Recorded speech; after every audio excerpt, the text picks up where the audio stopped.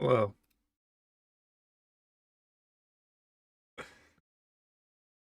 I have emerged out of the tomb.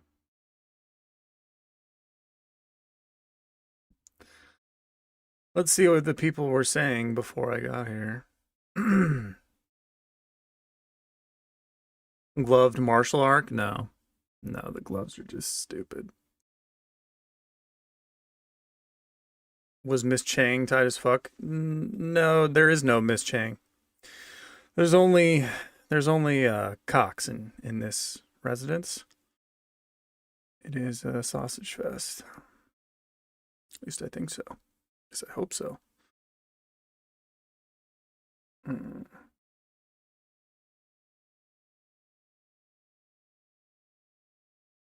Back to the new format. He betrayed us. No. I'm doing both. I'm doing both. I'm doing. Oh my fucking god. How is this even possible? It was sitting on the desk. It's just exploded on me. Polar seltzer? I'm suing. I have trauma, PTSD. I did this on a live stream and I was embarrassed. The embarrassment is... I'll never get over it. I'm still embarrassed. I'm going to be embarrassed for the rest of my life.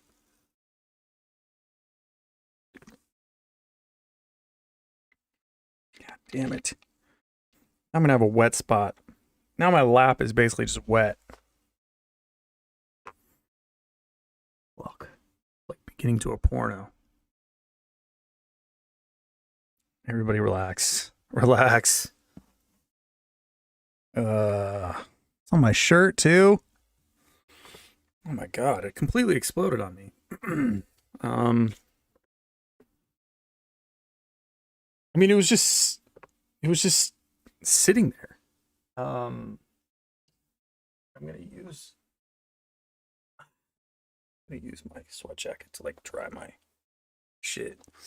Yo, never get a polar seltzer, okay? Shit's ass. Does not have my recommendation. I'm never buying it again. It was literally just sitting there for like 5 minutes. And I opened it, and it fucking explodes on me. Oh, God. That's what I get for mocking God, huh? That's what I get for mocking God. He always gets you. He always gets you. Gets you back. But no, back to the new format. Or back to the what? Back to the old format? Back to the new format.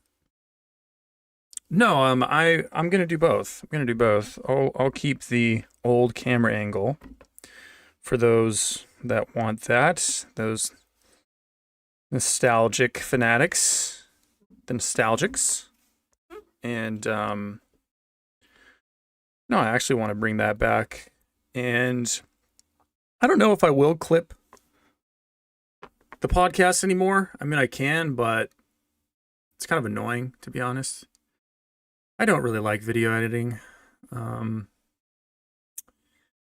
Especially if I mean, it's a webcam, so like the quality's not great. The audio's good, but the quality's not as good. So I don't know if I'll keep clipping the live streams. I'll see. But I will bring back the old camera angle. Just the 20-minute, talks, 15-minute talks, just one go. I can bring that back. Although I'm going to lessen the frequency because, energy management and quality control. You go too much, too hard, quality starts to drop, and desire starts to drop, motivation starts to drop, everything just drops. Views tend to drop, so it's just at a certain point, more quality doesn't necessarily mean progress. So, yeah, so I'll do that. I found some YouTuber today, and he he has quite a big following, and he has videos that were, and I saw them and I was like, what is this? Because his videos are like a minute long, literally a minute, like a minute, and I was like, they're not a short. It's not a short. It's an actual video, and it's like a minute long. I was like, what the fuck is this? So I click on it, and it was basically, you know how people have, you know, what they used to do with Vine, basically. People have conversations with themselves. You act like you're one person, and then you act like you're another person, and they're just talking to themselves. And it's humor. It's, you know, it's comedic. So that's kind of what this dude was doing. And I thought, interesting. Because I actually used to do that. I had an Instagram where I did that. And I had a Vine. Way back. But, yeah, but then I deleted it because I was just a completely different person back then. And I didn't really want to be known. I think I was struggling with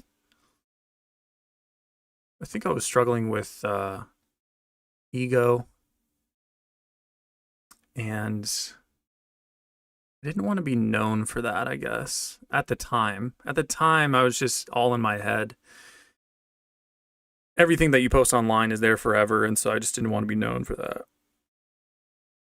And I got up to, from like 0, I got up to maybe 200 followers or 180 followers. It was never that much, but my reels got thousands of views. It was pretty good.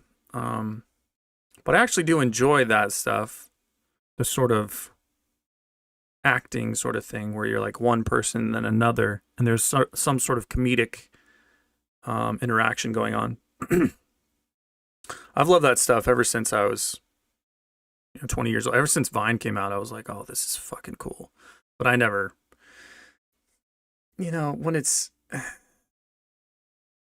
you're just not, you're not there mentally, you're not the person you are today. You can have the desire or the talent, but it doesn't mean that it's really going to manifest into anything, materialize in anything, and it never did. I really lacked consistency. I lacked energy. I lacked discipline. So yeah, I'm thinking about introducing those sort of short reels, because I'd like to make that stuff. I have really good, dude. My reels used to be fire, bro. Fire. They were fucking good. I can really, if you give me some time to write something, dude, it's a wrap. It's over. It's actually over. If you give me, like, most of you have only ever seen me just talking off the cuff, just completely off the dome, no script. But if you give me some time to actually, like, write as much time as I want, well, that's a different story altogether. So I might start doing that too. I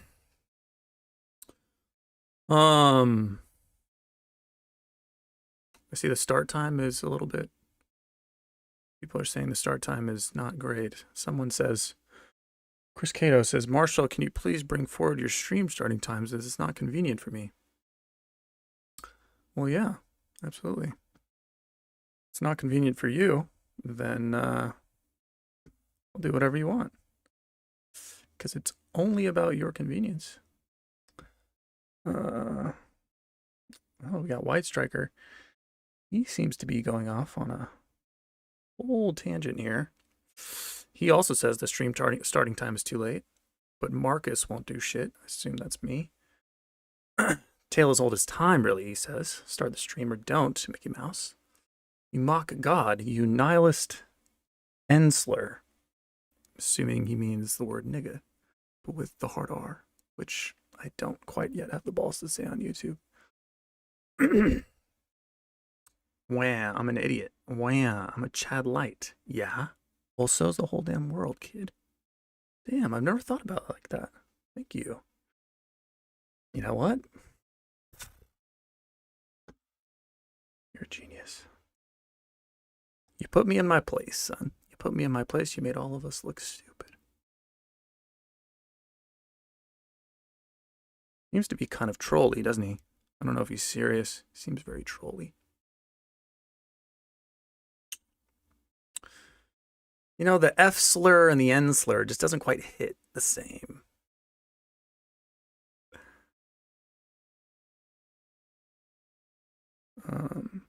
Something a little different today is that I did work out. I went to the gym. And I didn't feel like it. I didn't feel like it today. Today I kind of felt like a cardboard box that you put out in the rain. It's like really soggy.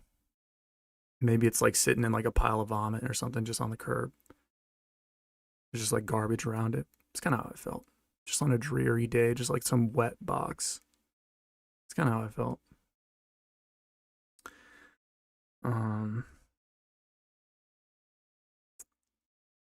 But I forced myself to go to the gym despite not wanting to go, which I don't really advocate. There's this whole theory, people are on both sides of this aisle, where should you do what you feel like? Should you listen to your body? That's what they say.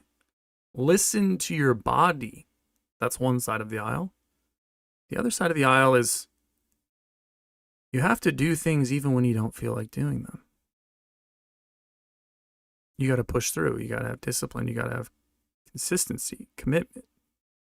You can't just do things only when you feel like doing them, because then you don't build up any consistency.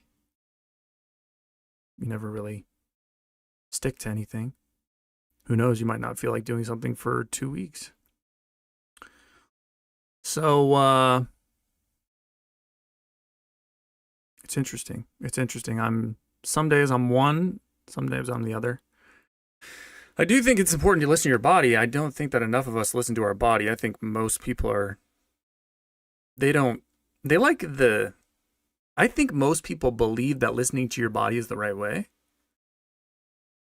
but they feel too guilty listening to their body. And this world doesn't really allow you to listen to your body. That's not really very practical in this world. Everyone around you doesn't listen to their body. So you kind of feel like the odd one out. You kind of feel like you're doing something wrong if you are listening to your body. You feel guilty, you feel lazy. People shame you for it. You know, because everybody's trying to be successful. They're trying to get somewhere. They're trying to go places, right? Everyone's got to be somewhere. Everybody's got to go somewhere. Everybody is doing super important things, and they got something to achieve. And then once they achieve that, they got another thing to achieve. And then another, and then another. And you got to go. And you got to push through. David Goggins, you know. He hates running, says he despises running, but wakes up every morning and runs. You know, look where it got him. Look where it got him.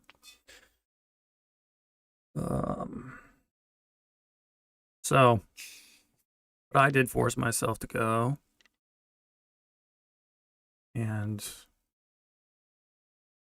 ended up turning out all right. I ran for a little bit, and then ran for 30 minutes, and then I did some front squats, and then I called it. I was actually pretty exhausted. The thing about not being on caffeine is what I've noticed. When you're not on anything, mainly caffeine is what I've been on my entire life. And caffeine is really a performance enhancer. It is a stimulant. And I was thinking this in the morning. I was thinking, man, before I went to the gym, I was thinking, man, I'm fucking tired. I was just sitting here. It's just raining outside. It's dreary. I'm just sitting and it's all quiet. And I got the dehumidifier going. There's a little it's like, and I'm just sitting here. I could do anything because I don't have a job. And I've really enjoyed this. You know, it's very peaceful.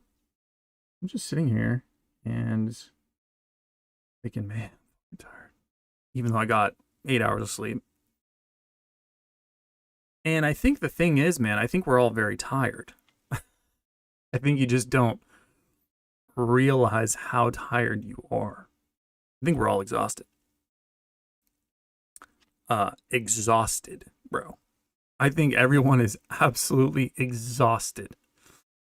But this society doesn't allow you to stop and like listen to your body. And it doesn't allow you to not be on the stimulants, not be on the things that keep you going. Alcohol, nicotine, caffeine, those are the main ones, right? Alcohol, nicotine, caffeine, those are the mains. Do the caffeine in the morning all the way, and then get nicotine all throughout the day, and then alcohol's at night. And all those things energize you, and they give you dopamine stimulation for nothing at all. You're not doing anything to get these dopamine hits. But what it's also doing is all those things raise your cortisol levels. So it's interesting. All these three things raise your cortisol while simultaneously making you feel relaxed, because they also release neurotransmitters. They release feel-good chemicals, dopamine, serotonin, all this stuff. And so it's almost like you're in a high-stress state all the time. I mean, alcohol is literally poison, right? You're in a high-stress state, and your body is basically fighting off attacks from these things.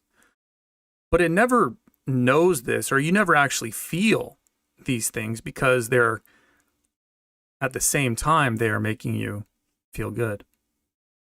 And so it's a weird thing where you're kind of pushing your body every single day past its limits, and you're stressing it out, and you're putting it in a fight or flight mode every single day that you're alive. And yet you don't feel like anything's wrong, really. But you do, though. But you do. Because everyone starts to go insane. Everyone starts to not be able to handle things, or little things stress you out, or you have crazy emotional swings. You can't really regulate your emotions that well.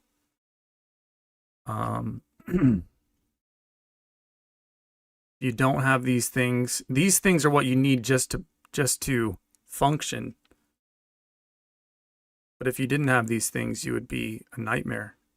You'd be a nightmare. And you feel like shit. You feel like dog shit. You have no energy. You're in a bad mood. You don't want to do this. You don't want to do that. You have no motivation. You're depressed. You're anxious. All these things. And that's actually, the truth is, that's actually how your body feels. That's actually the state that your body is actually in, for real. That's actually how you feel. That is the signal that's being sent to your body. That's actually how you feel. Because you've just been putting all this crap in it for so long, and going. And you never actually stopped. You never actually stopped and gotten off all these things to realize what you actually feel like, what your body actually feels like, what it feels like to be you, just you. And you realize that when you do, you realize that you're actually pretty exhausted.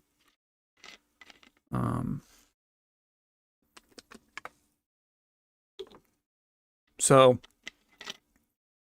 that's something that I've noticed since I've been off caffeine, which was mid-October, that I am very much,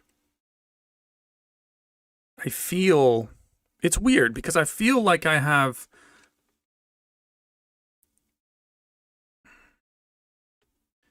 more emotional control, more stability, more balance.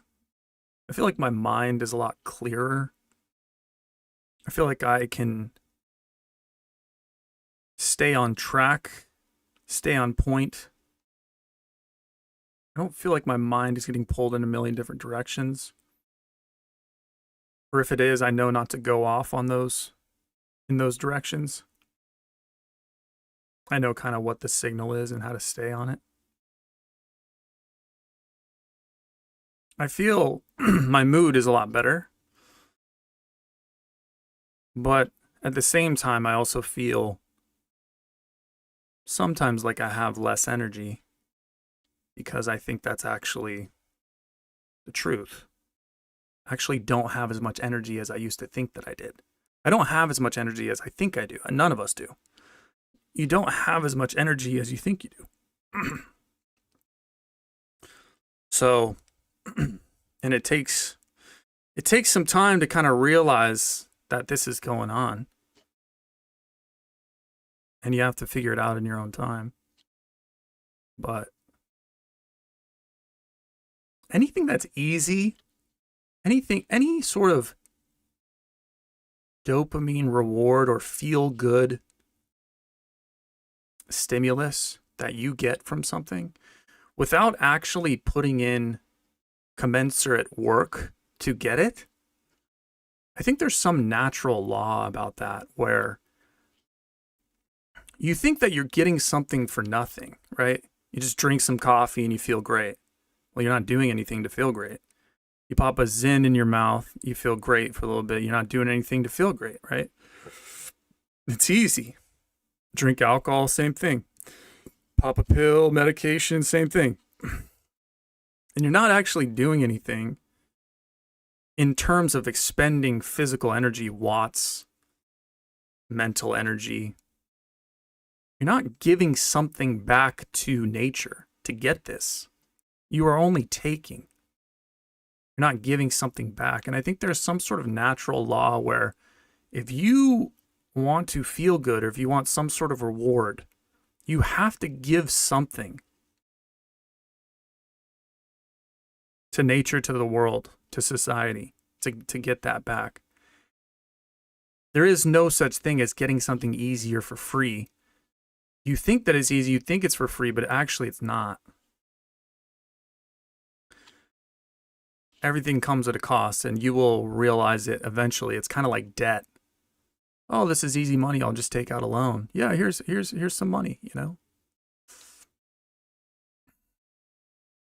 You're taking productivity you're taking money from the value from the future and bringing it to the present. And then you're paying it back over time. Sort of the same thing with interest, though, with interest. So you're paying back the principal plus interest. So you're actually paying back more than you got, right? Sort of like that. There's some sort of analogy here. I'm not claiming that this is a perfect analogy, but there is no such thing as getting something easy or getting something for free. Eventually, your body will, whatever you are getting easier for free, eventually your body will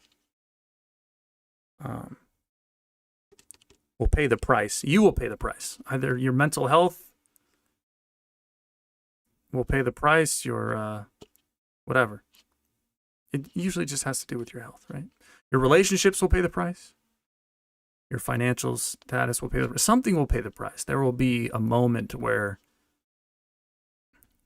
where you realize what actually was the cost the entire time to this easy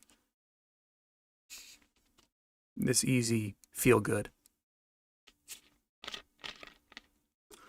There's always a cost. There's always a cost, even if you don't realize it, even if you don't see it.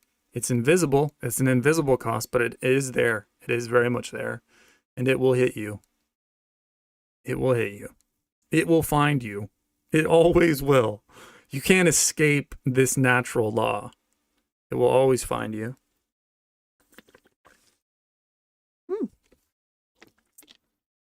So,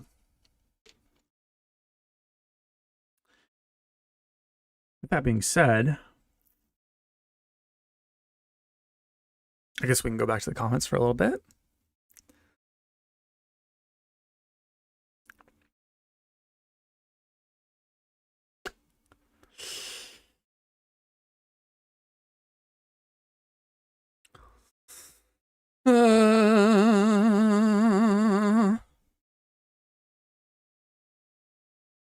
Prices will be paid. There will be blood. Exactly.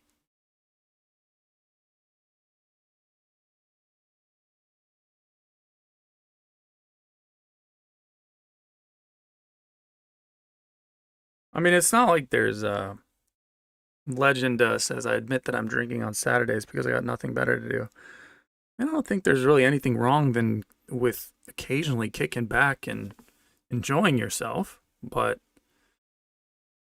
it's when you rely on it, when you make it a consistent thing, that there really starts to be a price to pay. Like I'm going down this upcoming weekend to visit my buddy in Richmond. You know, we'll probably have a few beers, like nothing crazy, but I'm not militant, you know. But we're also gonna play tennis like crazy. We're gonna play tennis, man. It's gonna be fun. I can't wait. Mitsa sends the 169 euros. Interesting amount. Thank you, man. Appreciate it. Prometheus is still upset, and he seems to be hung up on this. Obviously, for those of you that don't know, the Prometheus files. Prometheus is in the chat. Prometheus, it looks like there's 1, 1, 1, 1, 1, 1, 1. Inordinate amount of ones. Superfluous, but Prometheus sent me his theory of the universe, and it was about 80 pages long, and it was in broken Eastern European English, and I basically just said TLDR, and I just didn't read it. And he joined the live stream a few days ago and made a fuss about it. He's very upset about it because he thinks that I should have read it. If he sends it to me, if he takes all that time to write it, the least I can do is read it. Which I understand, but it is and by no means wired. Plus, it is in broken English and is way too long to read. Perhaps you could shorten it a bit. But he says, like when you ask somebody to make a genuine great effort and you reciprocate it by giving in zero effort and then try to capitalize on the topic. Yeah, you understand that principle very well. He's very upset. You're right, man. How do I stop you? You're right. There you go. You're right. You've always been right, man. There you go. Are you happy?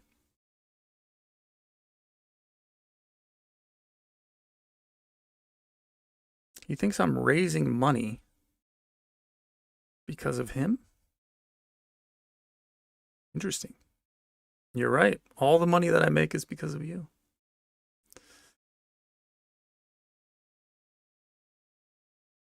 Maybe he's the next Dostoevsky. Does he have any idea how little you read? Yeah, man, come on. Come on, bro. I don't even read perfect English. Books by Victor Hugo and Dickens and Tolstoy. I don't even read them, bro. What makes you think I'd read your shit?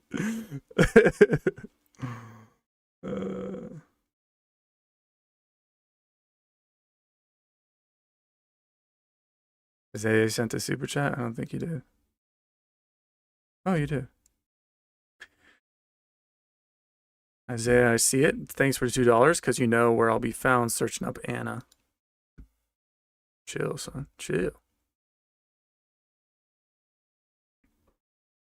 Prometheus is my every great villain needs a hero. So Prometheus is the hero.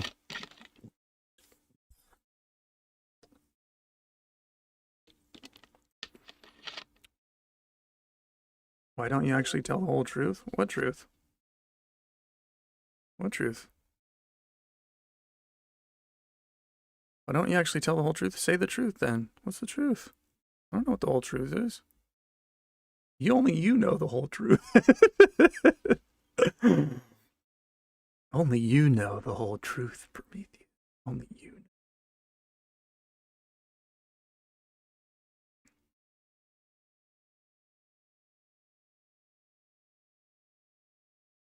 Dude, Prometheus is gonna kill me one day, bro. All because I didn't read his stuff. Yeah, write a shorter version, bro.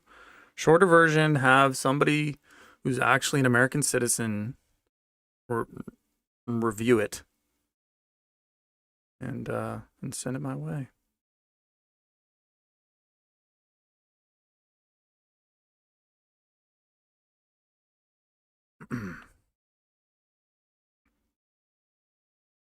Asking anyone to read 80 pages shows a lack of social awareness. Yeah.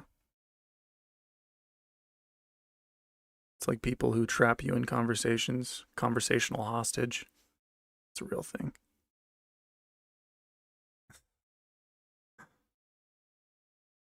That'll probably be the next video that I make on that topic.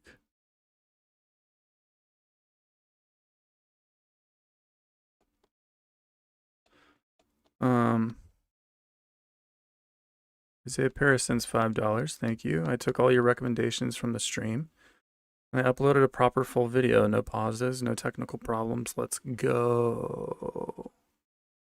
Let's go. Hell yeah. Hell yeah, bruh.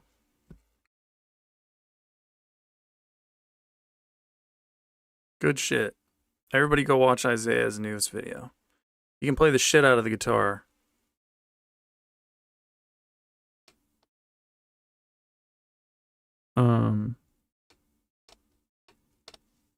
I did ask you to go for it. Yes, Prometheus, I did.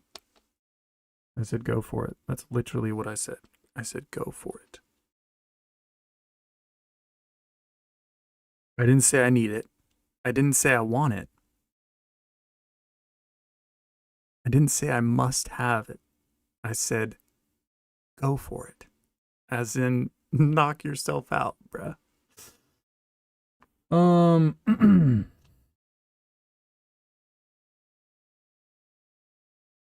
So yeah.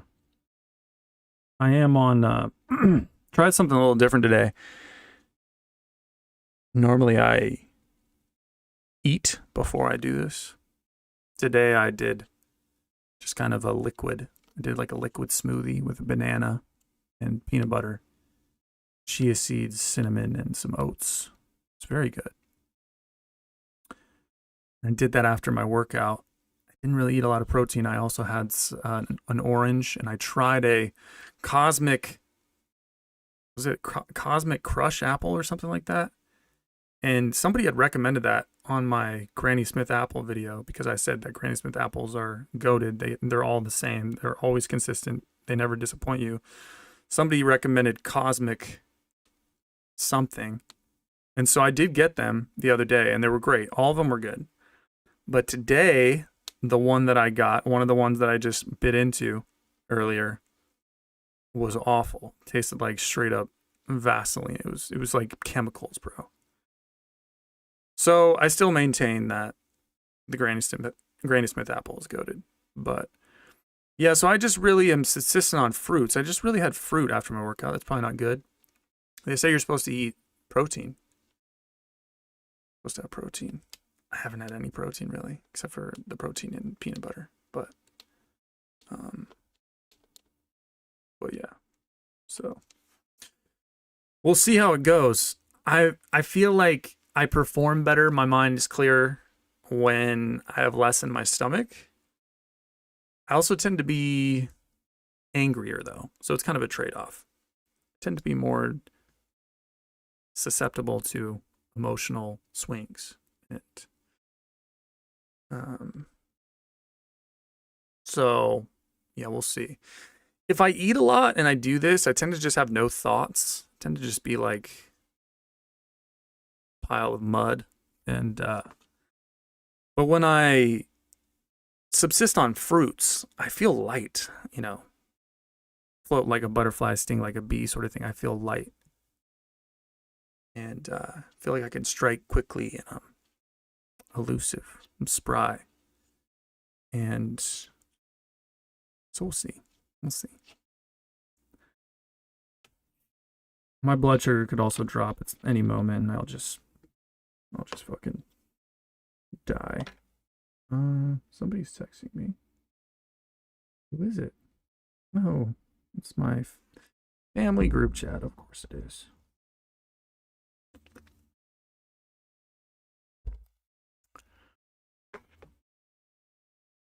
Can you face away from the camera when talking? What the fuck? What kind of weird shit is that? Oh, Isaiah, thank you for the $2. He said Brockway to heaven.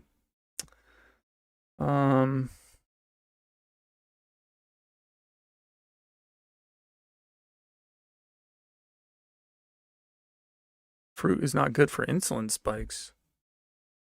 Do you think we're not supposed to eat fruit? No fruit? Are you on a no fruit diet?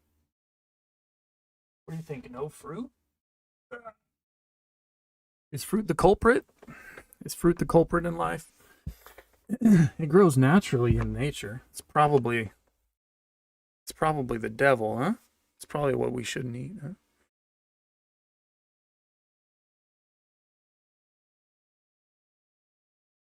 You're tired all the time because you don't eat meat. Interesting. See, but I don't think I said I was tired all the time.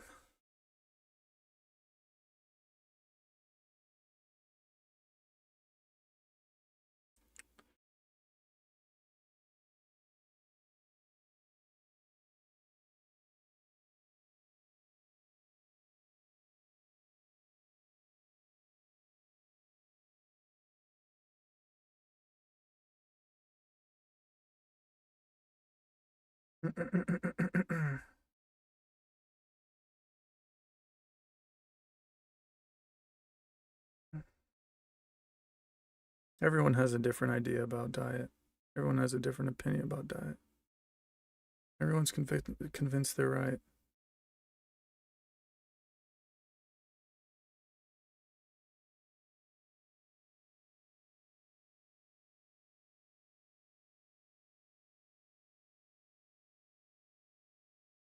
The real Hugo Boss says, Jesus Christ, every time I hear nutrition advice from the internet and chat, it makes me sick to my stomach.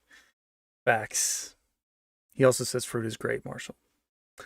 I like real Hugo. He seems to be one of the only sane ones here. I would say Ala is sane, but something she's a little airy. She's a little airy. She seems like she's one of those horoscope signs. Like what are the really what's the one that everybody's like, oh, is it Sagittarius or something? What are the fucking God damn it. Whoops. So unprofessional. You guys always see OBS.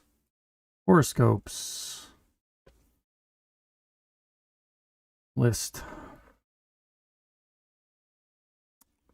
Scorpio. Sagittarius. Aquarius, yeah. Aquarius usually.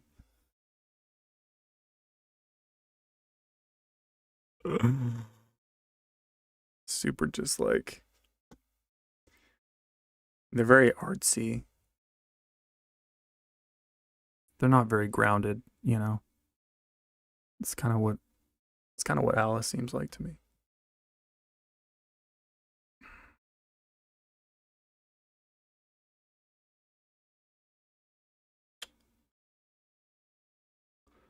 I always get diet advice from people fatter than me. Yeah. Everyone who's saying, like the guy who told me to eat meat, you're always tired because you don't eat meat. Any diet advice that you are giving, you need to send a picture of yourself along with it. So, with holding up today's newspaper, it's not even a thing anymore, but or you need to go live like immediately on your channel. Just go live and you know, we need to see what you look like. We need to see what you look like. If you're giving diet advice, we need to see what you look like. Fruit gives me suicidal ideations? I only eat processed food now, never felt better. That is wild. That sounds kind of like what was going on with Jordan Peterson. Jordan Peterson used to say that he couldn't eat like any sort of vegetables, any sort of like broccoli or fruits or anything. Because if he did, he would feel like a overwhelming feeling of impending doom, like the world was going to end, like a huge panic attack. And so he started just eating only meat. Of course, Jordan Peterson's health has completely deteriorated. That dude's literally on the brink of possibly insanity. I mean, I don't know what's going on with him, bro. There's so many theories, but it's very strange. I know he was taking a lot of meds, though. You know, meds are never good. Meds are never good. But yeah, it's just a tragedy what happened to Jordan Peterson. Dude just completely lost his mind, started crying all the time and all this stuff. Anon, 5771 sends $10. Thank you. He said, I've had a lot of luck dating chocolate women. They're the best kept secret. Interesting. Interesting. What kind of chocolate? Dark chocolate or milk chocolate or white chocolate? Because what do you mean dating? Don't they have crazy attitudes? I mean, that's the thing about black women, chocolate women, is like their attitudes, man, are just too much for me. I can't do it, man. I can't do it. Who can deal with the attitude, man? It's just too much. I mean, they're always angry about something, bro. You're never good enough. They're just, and they're just, I mean, they're not passive aggressive. You know, like white women. They're not death by 1,000 needle pricks, you know, 1,000,000 needle pricks over time. That's a white woman. A black woman is like, you get hit in the head with a baseball bat like every single day, bro. And you have to like try to move out of the way of it, and you know it's coming, you know. I don't know how you deal with that, man. They're the best kept secret.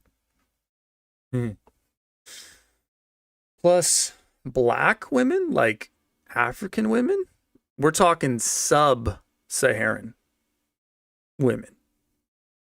We're talking sub-Saharan, where they're black. I'm talking purple, dog. I've never been able to get into it. I've just never been really attracted to those women. I don't know. And a lot of them have like short hair for some reason. A lot of them have like buzz cuts or whatever. So that's also weird. I don't know, man. You're attracted to what you're attracted to, you know?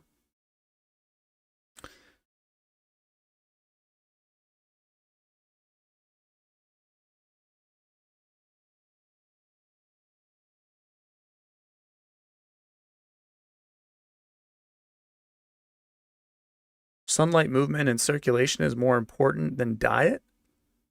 Circulation is the root of all life. You have to feed the tissues and organs with blood and oxygen to stay youthful. Sarah Mahmood says that. Sarah Mahmood, we need a live from you. We need a picture. What do you look like? But I agree. I see it. I've been getting some sun lately. I sunbathed for 2 days this week. It's nice. It's nice, dude. I think it improves my mood. I'm sure it does, you know. Circadian rhythm, serotonin, all that stuff. But I mean, we're definitely meant to live out in nature, so it makes sense, you know. Move around, get the blood flowing, be in the sunlight, all that stuff.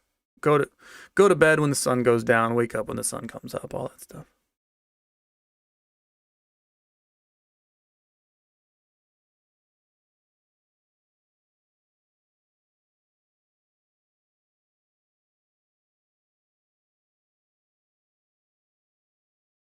I had a bad anxiety attack, thought I was going to die of cardiac arrest. Yeah, that's kind of what it feels like.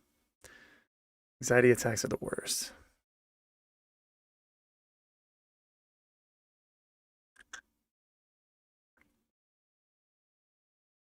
You can fuck them, not date them. Talking about black women, yeah. Yeah, pretty much.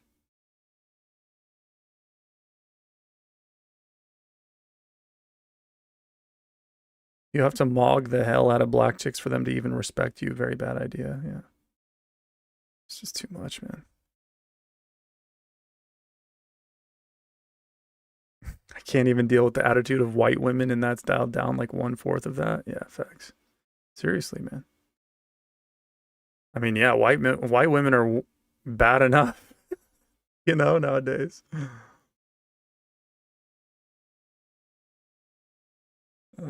Isaiah Pearson's another $2. Marshall, 4 words. Health Ranger, Dr. Mercola.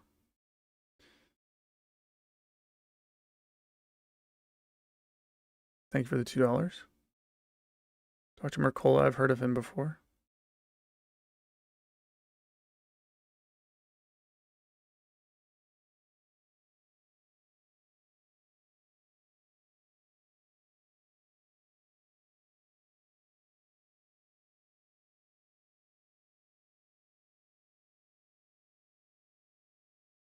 Big Simp says, have you ever considered dating guys, Marsh? No, I have not.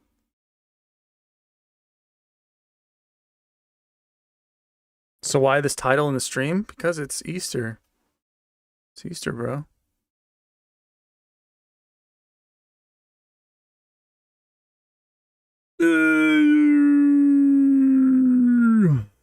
So I was listening to Dan Carlin, Hardcore History, last night. I tend to listen to him as I go to sleep. And I listened to the episode called the Nightmare, the Punic Nightmare or something. It's about the Punic Wars between Carthage and Rome, and about Hannibal, the Carthaginian commander, general, super famous Hannibal. And so he had just crossed the Alps and he was heading down into Italy. And he had won one battle at the Trivia, and then he'd won one at a lake somewhere, and then he wins a third one.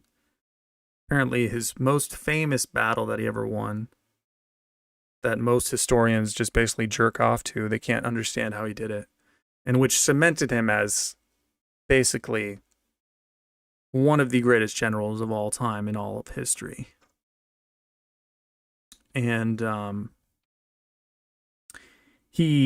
this was at the Battle of, it's pronounced Canny, but it is spelled Battle of, it's like Cannae or something. Yeah, Battle of Cannae, Battle of the Second Punic War. Yeah.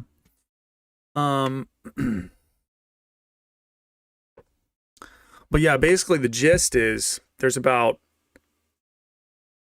80 to 90,000 Romans. And Hannibal has crossed the Alps. Basically, nobody thought he was going to cross the Alps. He lost half of his army doing it because it was in winter. And a ton of dudes died going through it. And he basically comes on the other side of the Alps, half his army, wins a battle. I think it was the Battle of the Trivia.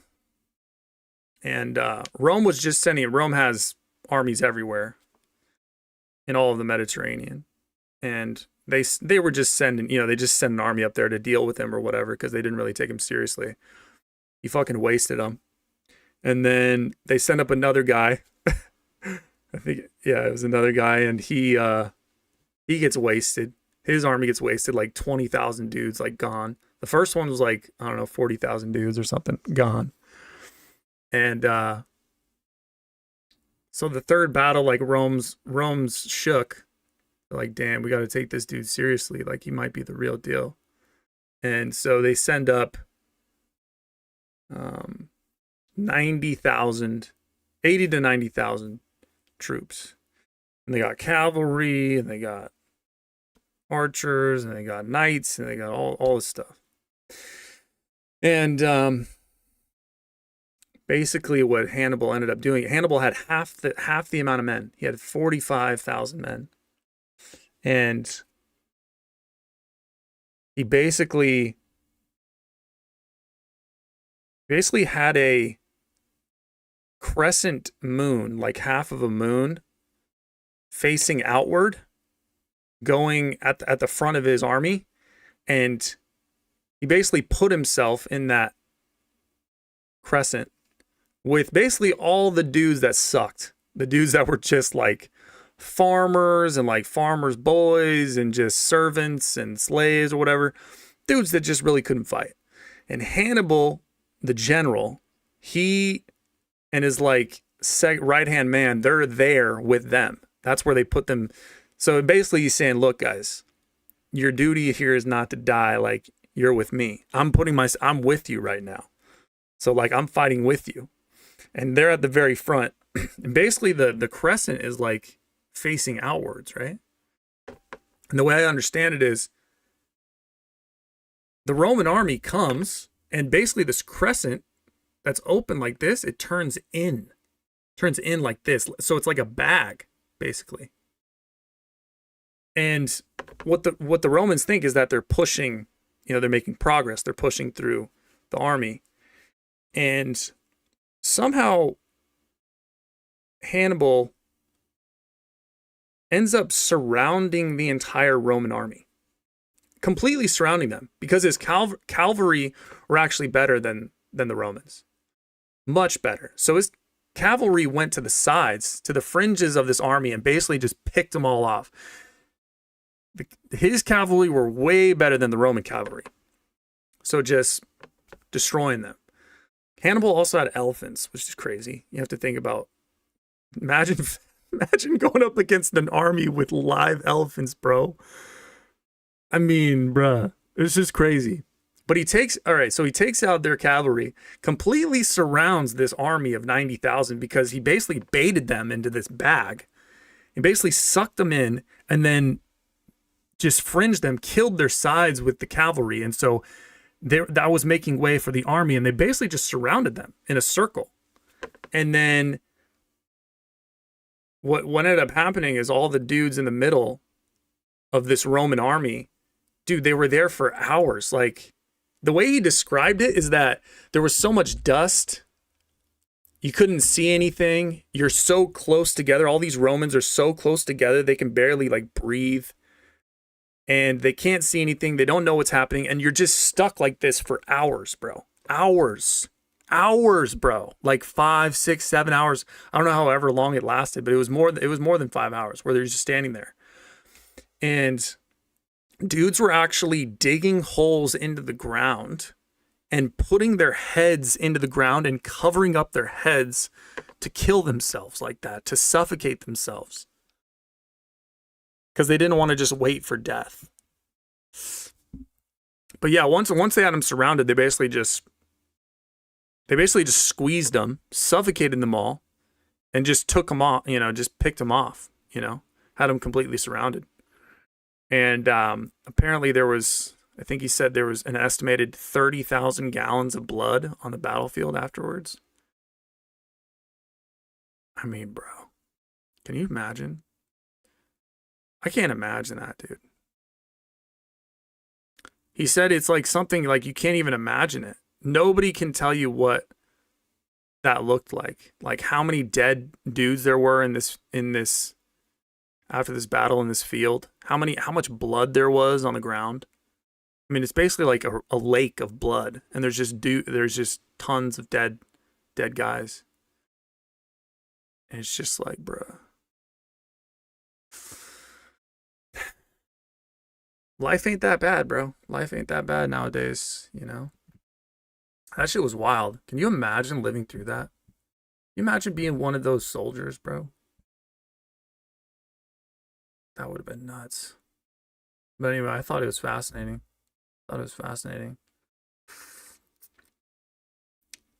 Man, just like a kill or be killed type scenario. Isaiah Parsons, the $5 says the 12 Caesars by Suetonius. He was Hadrian's library and is our main source about the Principate early Roman Empire. Is that a book?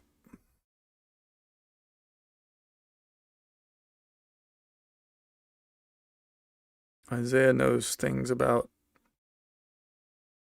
Rome. He's smart. He's educated. Self-educated. Are you like 18 or something? Dude, when I was 18, I wasn't reading nothing from no Suetonius, bro. But you're also like a prodigy on the guitar, so.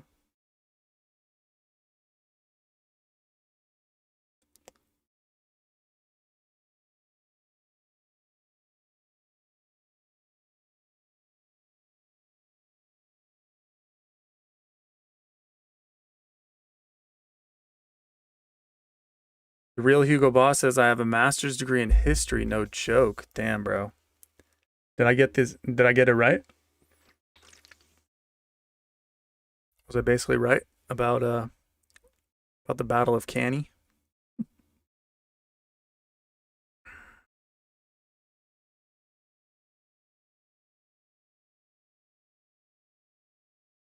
Okay, it was. History is made of blood. Apparently, this war's not going to end anytime soon. And what's it oil at? Oil price. 111. Yeah. I don't know, bruh. I don't know.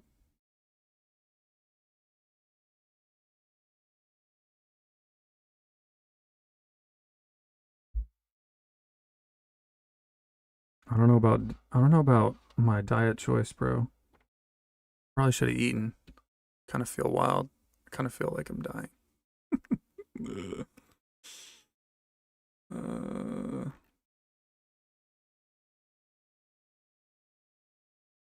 TBD.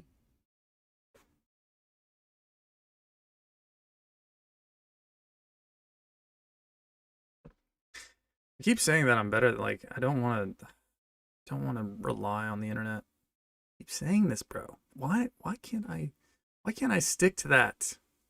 Why can't I stick to that? What are you guys saying? What are you guys saying, huh?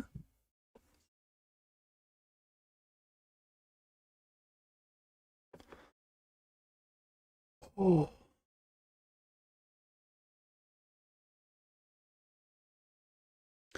Isn't it kind of crazy how like you're always told that things will work out. You hear that advice like it's all going to work out.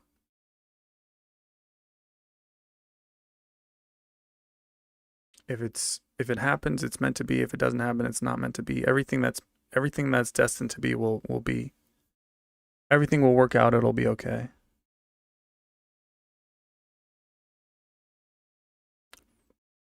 The thing is, man, there's a lot of people for which that is clearly not the case. Like, what about the people who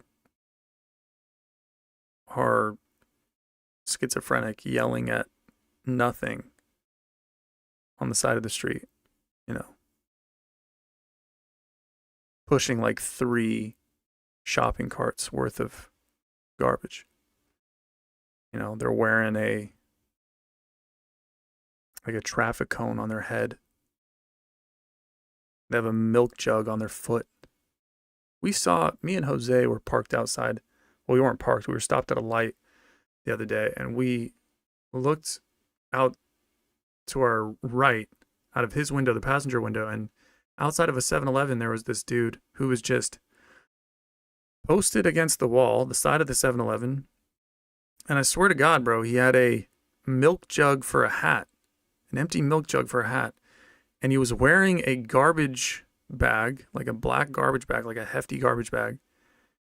And I'm pretty sure it's like he had milk jugs as if it was armor. Like he had milk jugs wrapped around his like arms and his legs with like duct tape.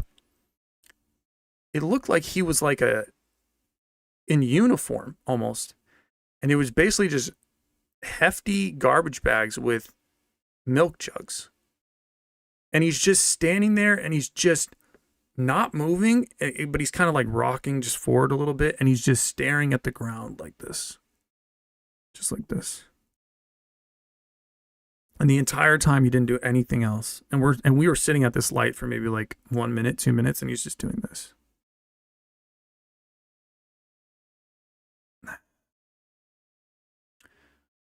I'm sorry, but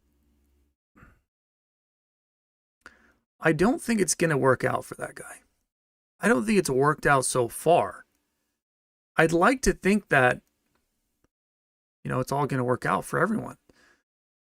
That it's going to be okay. Don't worry about a thing. You know, like Bob Marley. Don't you worry about a thing, 'cause every little thing is going to be all right. I mean, bruh, sing that to that dude outside of that 7-Eleven. There's clearly people that it just does not work out for. Like life does not work out for them. You know? Did Jose talk to him for 2 hours? No. Seems like a lot of conversation material. Yeah. No, he wouldn't be able to talk to him for 2 hours, you know? That dude would like, as soon as Jose gets to minute 5 of talking to that dude nonstop, that dude's gonna fucking body check him with his milk jug arm and fucking knock him out, bro. Or just start screaming at him. The thing about being in conversational hostage is you have to be the type of person that can be taken hostage. Because you understand, you have a lot of empathy and you understand that the other person has to talk, right? The people who end up being taken conversationally hostage are the people who know, who understand, who intuit, who sense that the person who is talking to them nonstop it is a person who needs to talk nonstop. They actually have to do this. They have to get it out. That they're dying inside, you know? Or at least you don't have the will to say, stop it. You know, you don't have the will, you don't have that in you. You don't have it in you to be like, shut up. Stop talking. You have to. I'm not interested.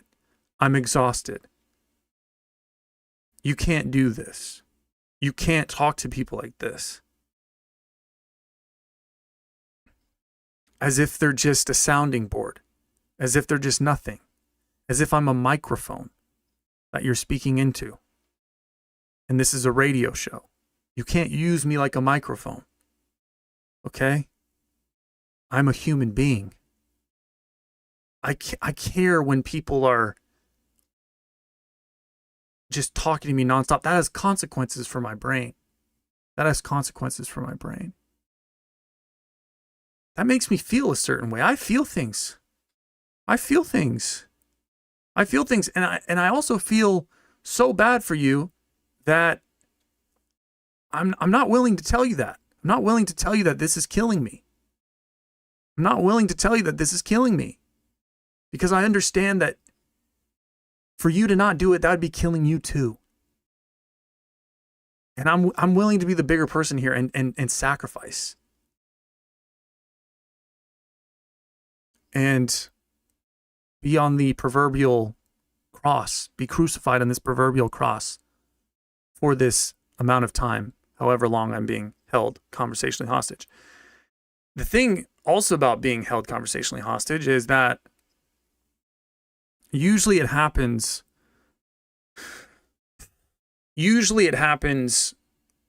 when you don't have an exit.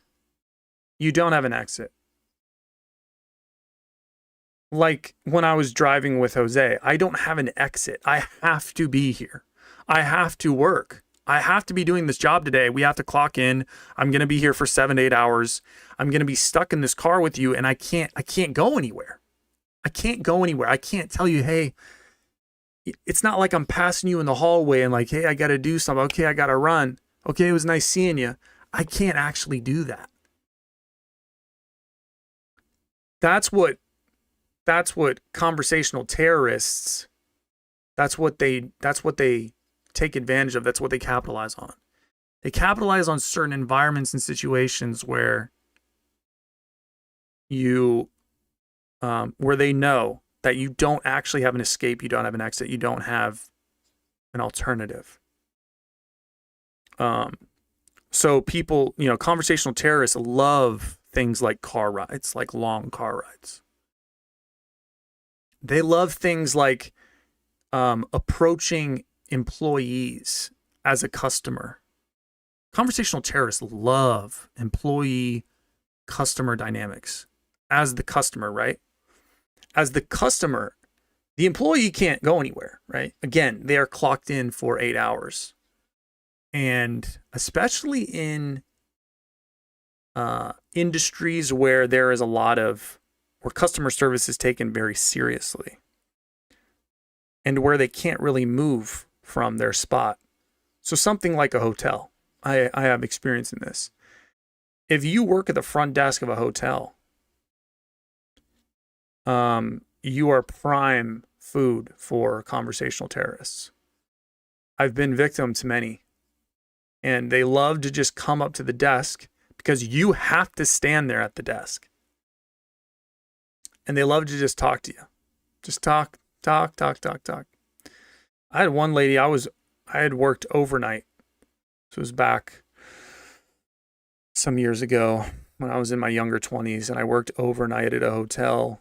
And this was actually in Arlington over by the Iwo Jima Memorial.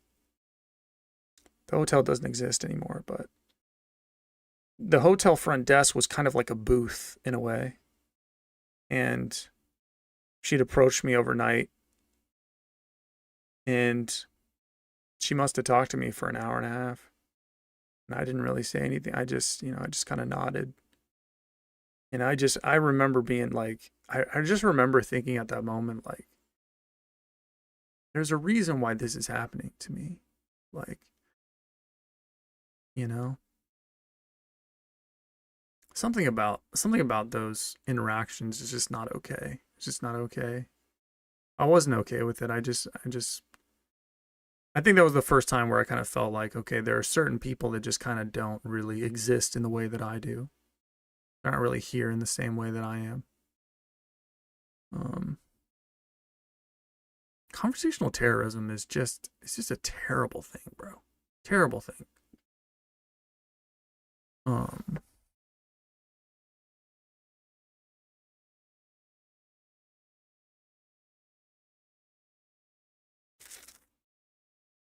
think I'm gonna have to take a piss.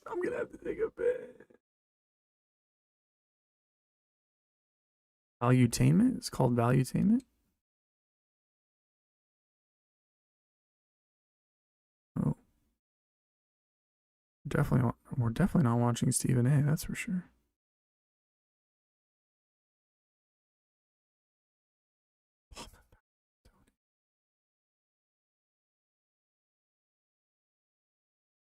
What are you guys saying, huh?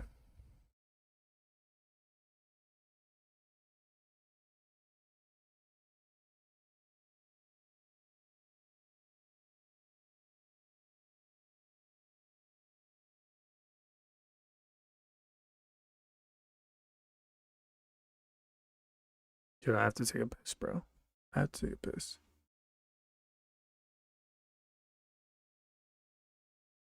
Did you say BPD? BPD? BPD?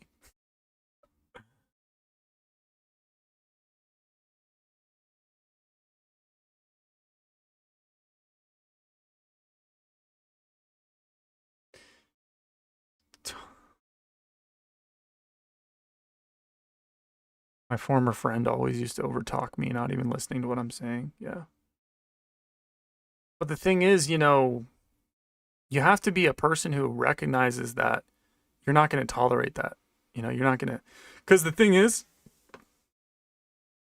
there's tons of people that have friends like that, but they still hang out with them. They're still friends with them. So you kind of deserve it at that point, you know? I don't really feel bad for people like that. You're continuing to be their friend. You know, it wasn't like my situation where I literally can't leave unless I want to exit the car when it's going 60 miles per hour, you know, or just bail on my job for the day and just leave it to this guy who doesn't even know how to do it. I'm literally training him. So in my situation, I really couldn't, there was nothing that I could really do other than telling him, yo, shut the fuck up. But I just don't really have that in me. You know.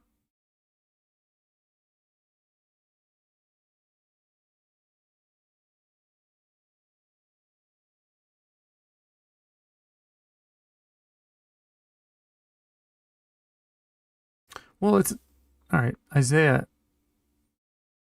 Yeah, I mean the host is obviously he's not why I watch things. I don't watch this guy. I don't watch him because of the host. You don't watch really any podcast because of the host.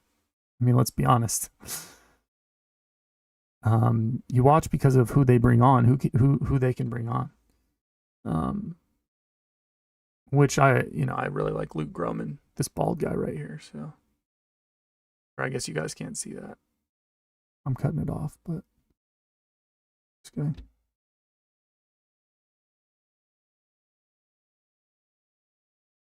Rob, why don't you start off? I gotta take a piss, guys. I'll be back.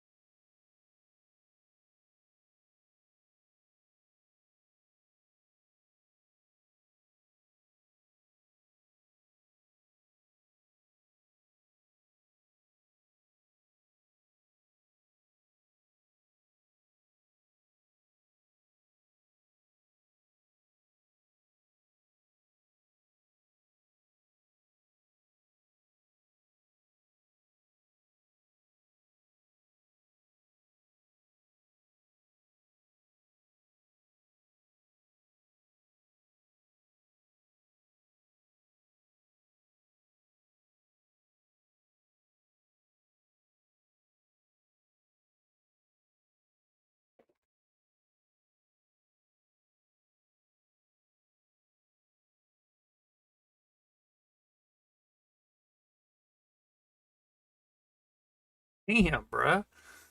Yo, I leave for fucking 2 seconds and like people are just like gone. They're just dipping. That doesn't happen with fucking Raymond's stream. He leaves and like people just stay. They just kind of hang out. My people are like, I don't know, bro. I feel like Raymond's people are more like,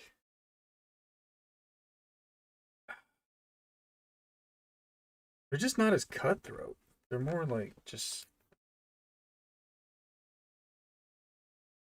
they just kind of hang out. You know, they're just like there to like kind of chill. Got some viewers, man, that just expect. They're just like, yo, you gotta be saying some shit or I'm fucking gone, bro. If you fucking breathe, you take a too deep of a breath, bro. I'm fucking out skis. Fucking gone. You know?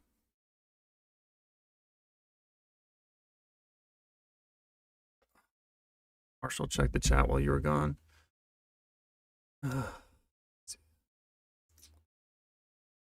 Never gonna get rid of you.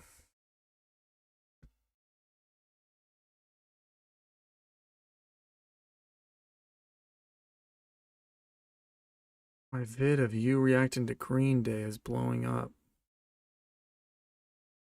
What do you mean?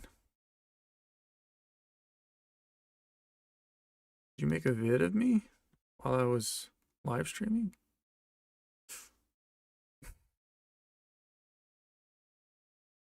Try being like the Hodge twins. Those guys are funny. Okay. Yeah, I'll just try to be like the Hodge twins. Good point. Never thought about that. I actually took a dump. But I went quick because I care about you guys. I think, you know what I was thinking in there while I was pinching one off is like, by the way, I use wipes. I use like dude wipes and, you know, like baby wipes.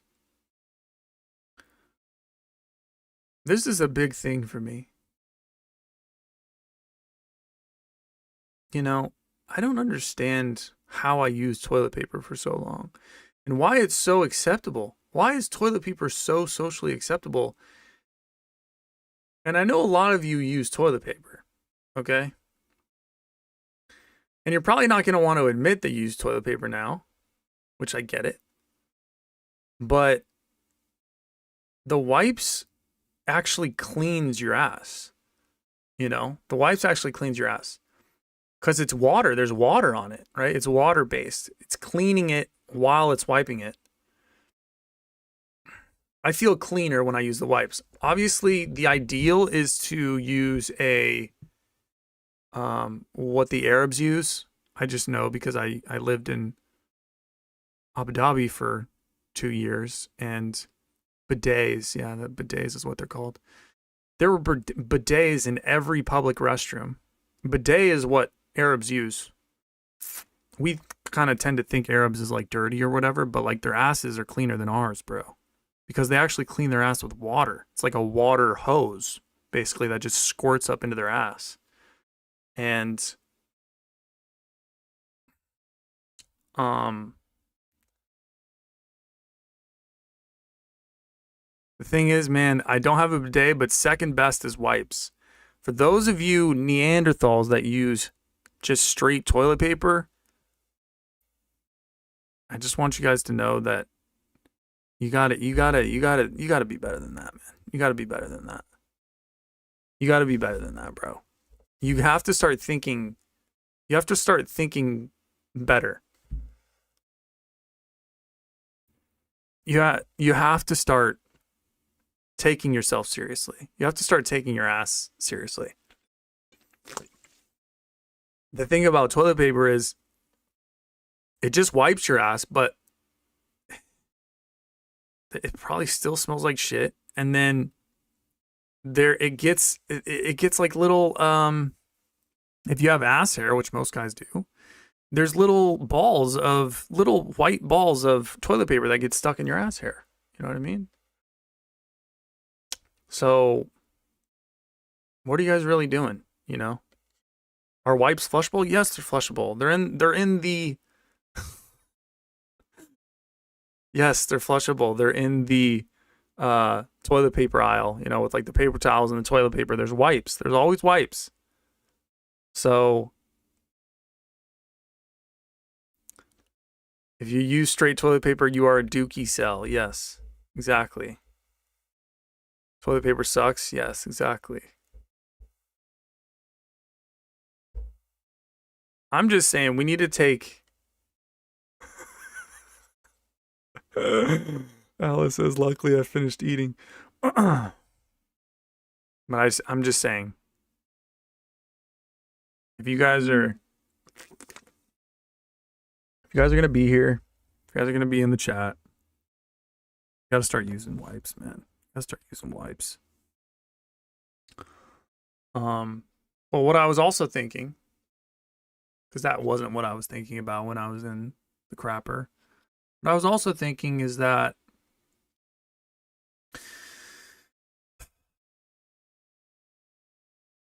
the thing about being a person that cares about people is you actually have to distance yourself from people. The people who care about people the most actually have to remove themselves from people the most, because the thing is, they're prime targets, they're prime food for people that don't care about people.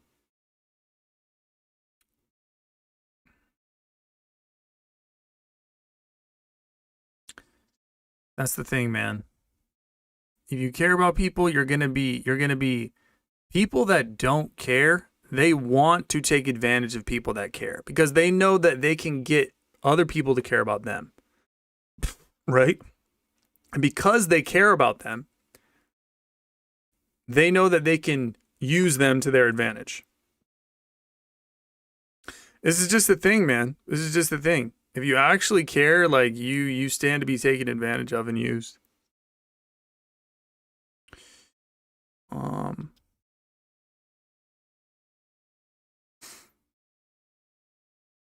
It's just crazy.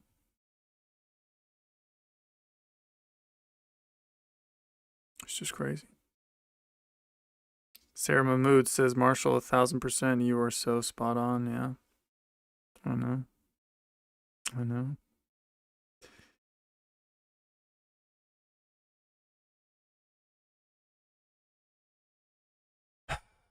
I hate, yeah. It's just something that I never feel like I'll get over is like, I feel like my care for people will always be taken advantage of. Always.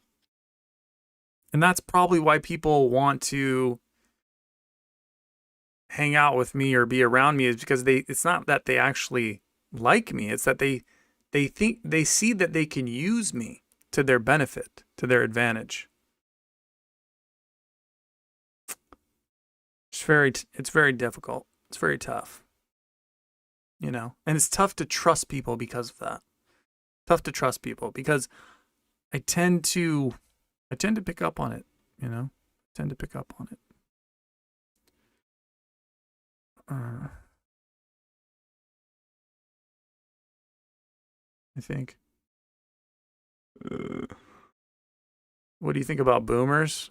I mean, I don't really think anything about boomers. I don't really think about boomers hardly at all. I know a lot of people think that boomers are like the problem for like everything. They blame boomers for everything.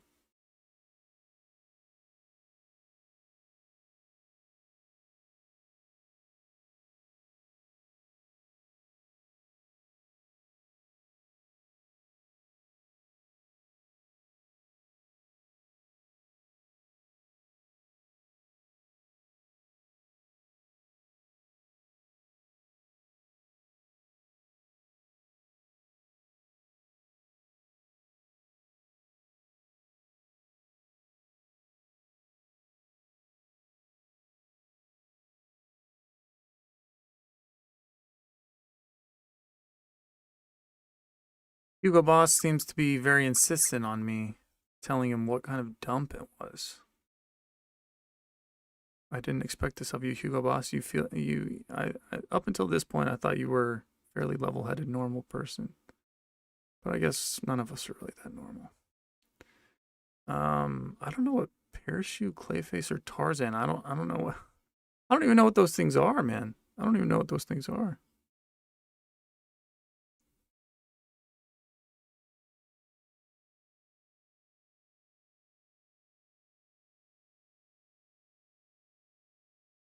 How are these people using you for the live chat?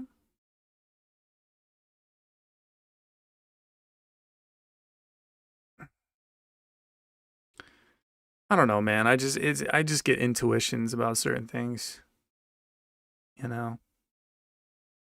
Just get intuitions about certain things.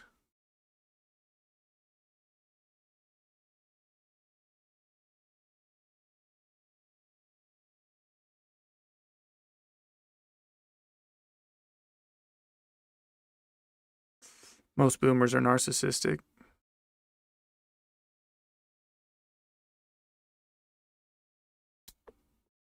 Crazy thing, narcissistic gets used so much.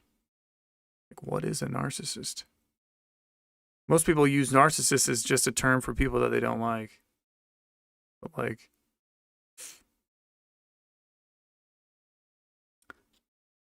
narcissist is, I don't know. I feel like narcissists are, well, number one, they only really ever think about themselves and what's good for themselves. Well, I don't know if that's really different from most people. However, I will say that the thing that really distinguishes narcissists from normal people is that narcissists can't see anyone else's point of view. They also can't really admit that other people are right about certain things. Narcissists also have a tendency to be very kind and very, very loving, love bombing, and then completely doing the opposite, basically just destroying you, insulting you,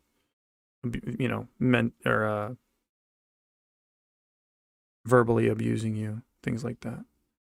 It's hot and cold. Usually that's typical narcissistic behavior. But the thing that's really true about narcissists is they cannot see the world from anybody else's point of view other than their own. And when you have a discussion with a narcissist, or you try to debate them, or you try to say anything to them, they don't try to level with them or make them see your side of things, or make them see your way, or just have an understanding or whatever. They can't do it. They can't do it. They always see that as some sort of attack or threat on them. They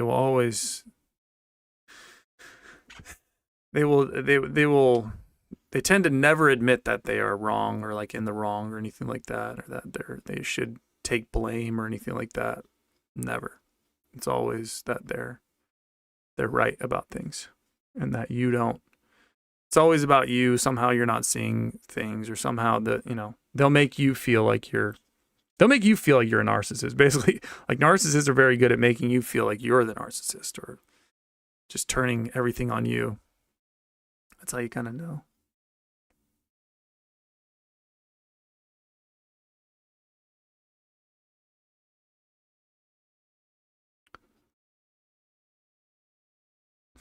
Isaiah, why are you saying I can admit you're right all the time?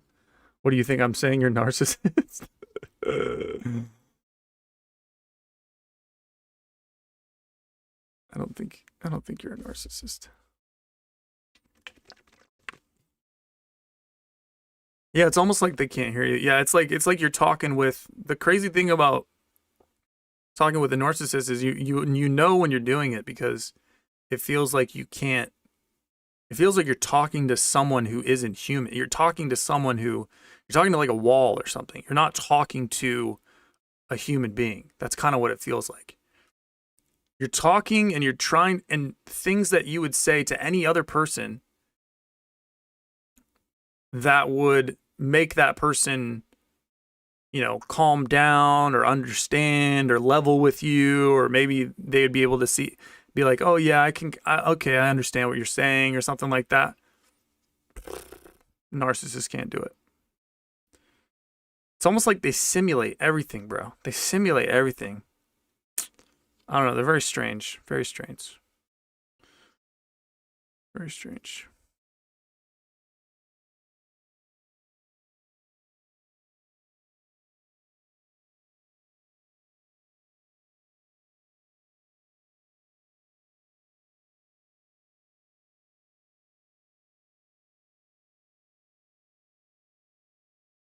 It's very exhausting to do streams like this. I understand why people don't really do this. You know, just like talk with the chat and like talk themselves, because it takes a lot more energy, man. It takes a lot more energy than just throwing on some podcast or video clip and just like watching it. You know, you're really doing all the grunt work, all the work here. Not saying that you guys aren't, but you guys are typing away like fiends, you know, which is good. But I'm just saying on the streamer part, from the streamer's perspective, a lot of streamers just rely on the internet because, I mean, how could you stream? I mean, I would bet. What do you guys think? I think Raymond, and I think Raymond's. I'm not saying anything bad about him here. I know that I don't want him to get the impression that I'm saying anything. But I will say that I'm not sure he could do, 6-hour, 9-hour streams without watching the internet for the majority of it. If it was just him, sitting there talking with the chat or talking in the room, I think you would get very exhausted a lot quicker. I think you would get tired a lot quicker. Streaming is very exhausting. Yes, streaming is exhausting, bro. Streaming is exhausting.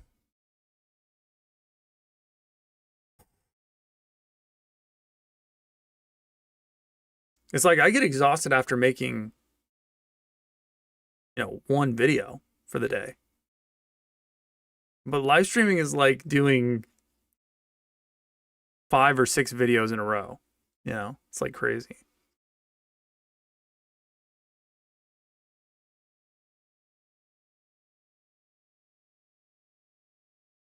I think you should practice more and you'll get used to it. Yeah. Yeah. True. It's kind of like anything else. Just got to build up the muscle memory, the muscles to do it. Stamina.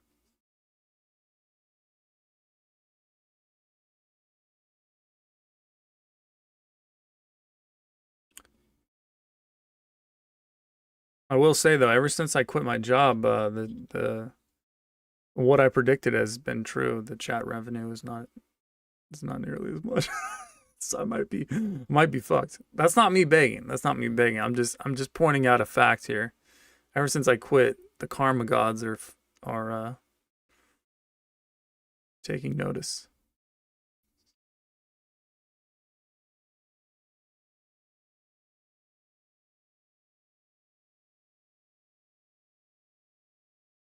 If you have a YouTube channel, it's not going to make you rich. I mean, not necessarily, no.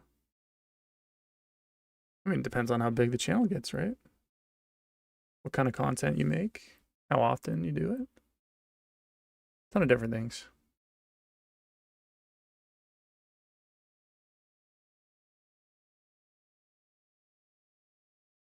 Yeah, that's the thing about Raymond is he tends to be good at talking about anything. He just likes to talk, he's really good at talking about anything, bro, because he's very social. His social muscle is very strong, very big, because he likes to talk. He just is a social person. Me, I'm not, bro. Not a social person.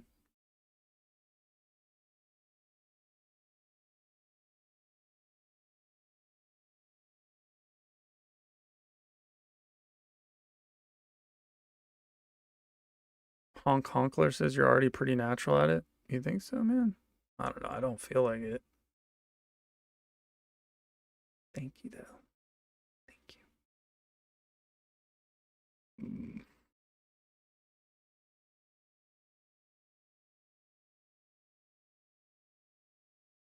Jobs are overrated, Marshall? Yes, they are. Dude, I'm gonna, for all I'm worth, man, I'm gonna try to make this work. For all I'm worth, I have to give it a shot. I have to give it my all. That's what I'm gonna do. I'm gonna give it my complete all. This entire summer, who knows? I'm gonna go for as long as I can, just doing YouTube. I'm gonna try to make this thing fucking work, and so I don't have to get an actual job because I can't. The thing is, man, I actually can't be in a real job, like for real, bro.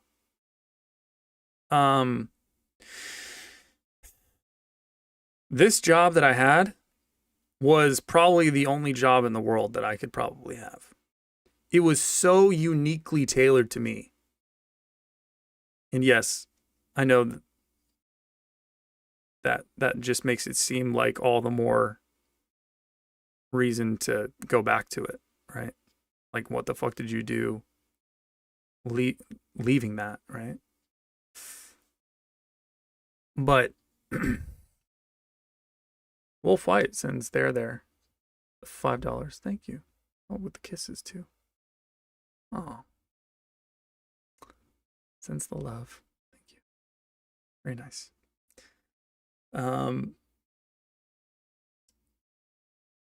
But yeah, I actually don't think I could actually have a real job. That's the thing is, I think it's my time.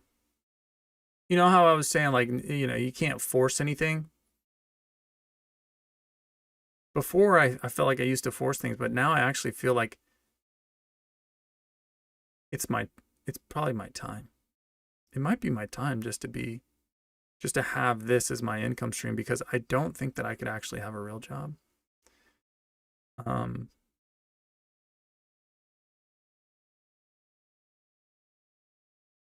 mean, to say nothing of corporate jobs or hospitality jobs. Basically, I'm not qualified for anything because I don't have a degree. So any job that I would get would be some sort of customer service, you know, administrative clerk, cashier, delivery type job, entry level, pretty much, server, bar, you know, bar back or something like that, because I don't know how to tend bar. So any job that I would get would be an entry level. And I'm not qualified for anything. You know, like I said, I don't have a degree. So to say nothing of that, but this job that I currently had that I just gave up was obviously being a delivery driver for a very small business in which I had a lot of power. I had a lot of leverage. My schedule was pretty flexible. I could get days off whenever I wanted. I could get sick days off whenever I wanted. Me and the boss, the owner, were very close, and we still have a good relationship. And he didn't want to lose me. Very adamant, you know, just did not want him to lose me. Made multiple offers of, you know, higher pay or this or that. You know, what can I do to make you stay? That sort of thing. And but the thing is, man, I just need time. That's the problem, is I just need time. And that's the thing about, and energy. That's the thing about jobs, is I just needed to get to a point where I have enough of a income from YouTube where I can now rely on it enough to have the time and the energy to really put into it to make it better. But before, I didn't have that, because you spend so much energy and time working, you know, you do your delivery, you go out there. I mean, I was leaving my house you wake up at 8. I'd have to wake up at 8. I mean, I'm sure it doesn't sound that terrible for a lot of you. You probably wake up earlier than I do, but I would wake up at 8 doing construction. Hell no, bro. That's literally the hardest job in the world. And I would be working with criminals and guys that didn't speak English. No. But I would wake up at 8, and it would be basically 45 minutes to the warehouse, drive to the warehouse. I would leave my house around 9.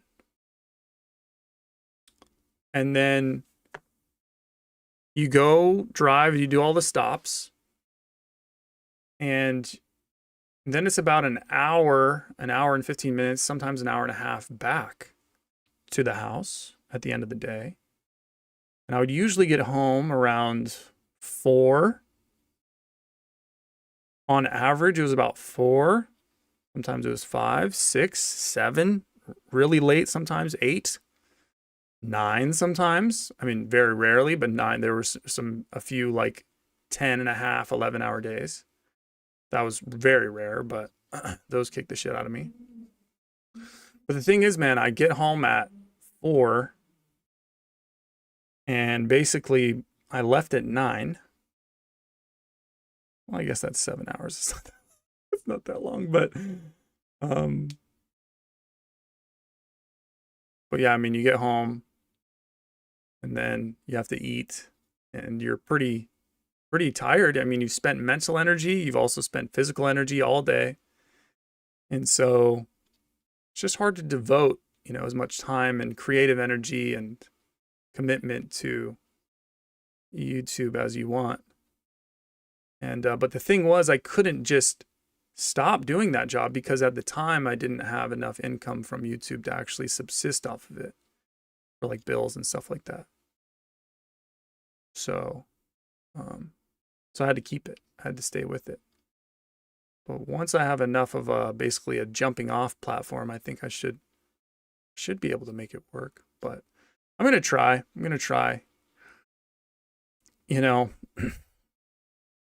I'm usually pretty good about understanding when I'm forcing something.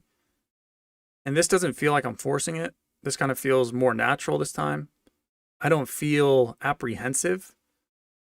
When I tried to quit before, I don't know if you guys may not remember this, but maybe back in October, I think. September of last year, I tried to quit my job too. I was thinking I was going to go to Europe. That was not an idea. That was not a good idea, but I was going to quit. And I ended up going back on that because it was just not, I just couldn't feel it. I was just kind of apprehensive. I was kind of scared about what could happen. I wasn't sure whether I could really make it happen. It just didn't seem like the right decision. This time it's different. It feels different. So.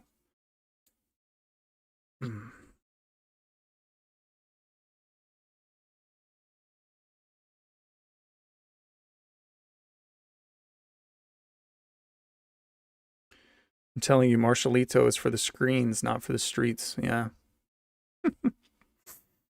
The thing is, I beasted that job. That's the thing is that job was so easy for me. And everyone around me was not on my level. Like, not even close, bro. Like, not even in the same universe. The other driver was like this 50-year-old black guy who smokes a ton of cigarettes and complains all the time. He can't even put the orders together. He's messy. He doesn't take care of the product. He is just very abrasive and just kind of sloppy and stuff. The truck was like always, it would get like there was like something new that was banged up about it. Had to get an alignment because we're pretty sure he hit something and he just never said anything. And when you went to drive it, it would literally, if you take the hands off the wheel, it would literally just pull to the right like super hard. Like you'd be off the road in 2 seconds. Take your hand off the wheel and the van just just right off the road.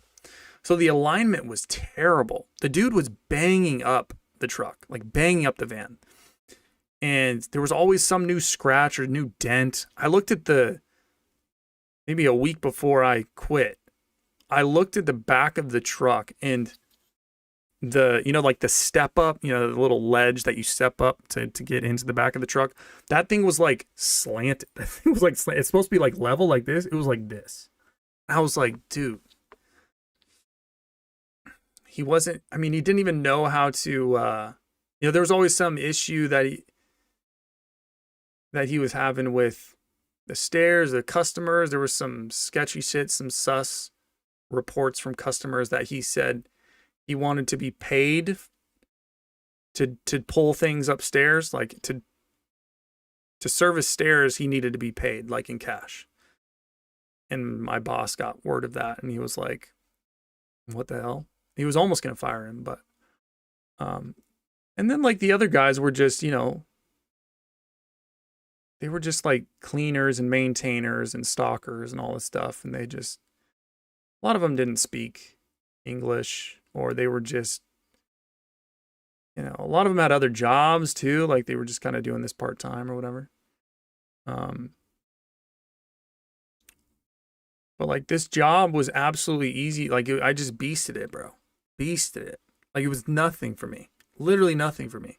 Not when I initially got it, but I mean for the last like 6 months, last year, I pretty much beasted it. Like I was on point. And it was just easy for me. But I just kind of felt like I was being wasted. Like I guess I kind of felt like I was better than it. But I just kind of felt like I was wasting my time doing it. Because there was really there were some challenges, but I felt like I'd kind of learned everything I could learn from it. Especially after Winter Storm Fern. I think that was like the final test. That was like the final crucible that I had to get through. And I got through it. And I also saw that like my boss was going to make me service in Winter Storm Fern. And that kind of upset me a little bit because, bosses take advantage of employees in the sense of they know that most employees are not going to say no, or at least the good employees won't. Employees like me, if employee is good and they want to prove themselves and they want to show that they have a high worth, high value, if they take on challenges, if they're actually eager to take on challenges because they know that they'll grow as a person from it, if they actually have certain principles that they stick to, despite not really agreeing with something, with some decision or the way things are done. Like, for instance, Winter Storm Fern, I didn't really think that we should be out delivering during that.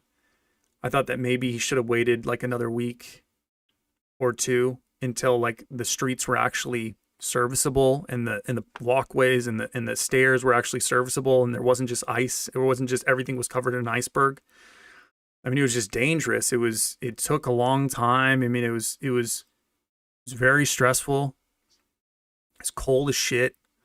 I was doing things by hand. I was like walking over the ice with these things in my hand. I mean, I couldn't even use the hand truck. And it was just like that for, the truck would get stuck, and it was just like that for 3 weeks. It was basically 3.5 weeks that it was like that until the snow kind of started to melt a little bit. It was awful, bro. It was awful. Traffic like crazy, people getting stuck.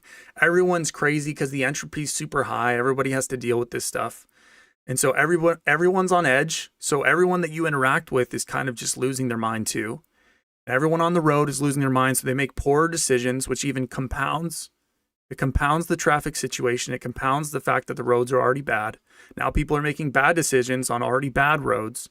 It's like there was a threshold that got broken. And at a certain point, things tend to compound on each other. There's some idea about this where like the entropy gets too high where you actually things start to get worse exponentially. It's not that things get worse linearly. It's exponential. They compound. Things get worse faster. They get more, it's not just things get twice as bad over an hour or over 2 hours. It's like, no, things get 4 times as bad over an hour, and then they get 8 times as bad over the second hour. And it's just all these things until, people start to lose their minds enough that they just give up and they go home or whatever, or there's, I don't know. It's hard to explain, but so the entropy was just so high during Winter Storm Fern, and I really didn't think that we should be out there delivering stuff. But, and I even kind of said I alluded to this. I was complaining to him constantly. I'd called him. I'd taken pictures of things. I was like, dude, what do you want me to do? I had to park multiple football fields away from certain addresses because the streets just weren't, you couldn't traverse them. So I had to find a bigger street that was a place that I could actually park on. And then I would have to take these things across, a quarter mile just to get to this place. And then it's, you have to go over ice mounds and pull it through ice, because people would like shovel their walkways, but they wouldn't shovel them completely. And so you'd be kind of like one wheel of your hand truck would be on ice. The other would be on ground. So it'd be uneven. Now you're trying to prevent the things from falling over. And it's always on uneven ground. There's ice everywhere. And pulling them through the ice, this isn't snow. You can't just pull these things through ice. You can't use a hand truck on ice because it's ice. You're going to slip. Any sort of leverage that you use to pull these things, you are going to slip and bust your ass. And these things will fall over, and they're heavy, bro. I mean, one stack of these things is like 150 pounds. And so they're heavy as fuck. So you just have no leverage. You have no footing. It's just a nightmare. It's just a nightmare. And I was literally like losing my mind, bro. Like, and I'm really good about I'm problem solving. Every single delivery, every single pickup is different. All customers are different. Some concierge, they want you to go to the loading dock. Some don't. Some care. Some don't. Some want to make your life a living hell. Some don't. Some people have stairways that are too narrow for the hand truck, so you got to carry them up all by hand, and maybe they have 4 flights of stairs and it's exhausting. Some people have doorways that are too narrow to put the things through, so you have to carry them in by hand, to roll them through on the dollies, so you have to carry them in by hand. Some people live in absolute caves, bro. So I told him like, dude, I don't know about this, man.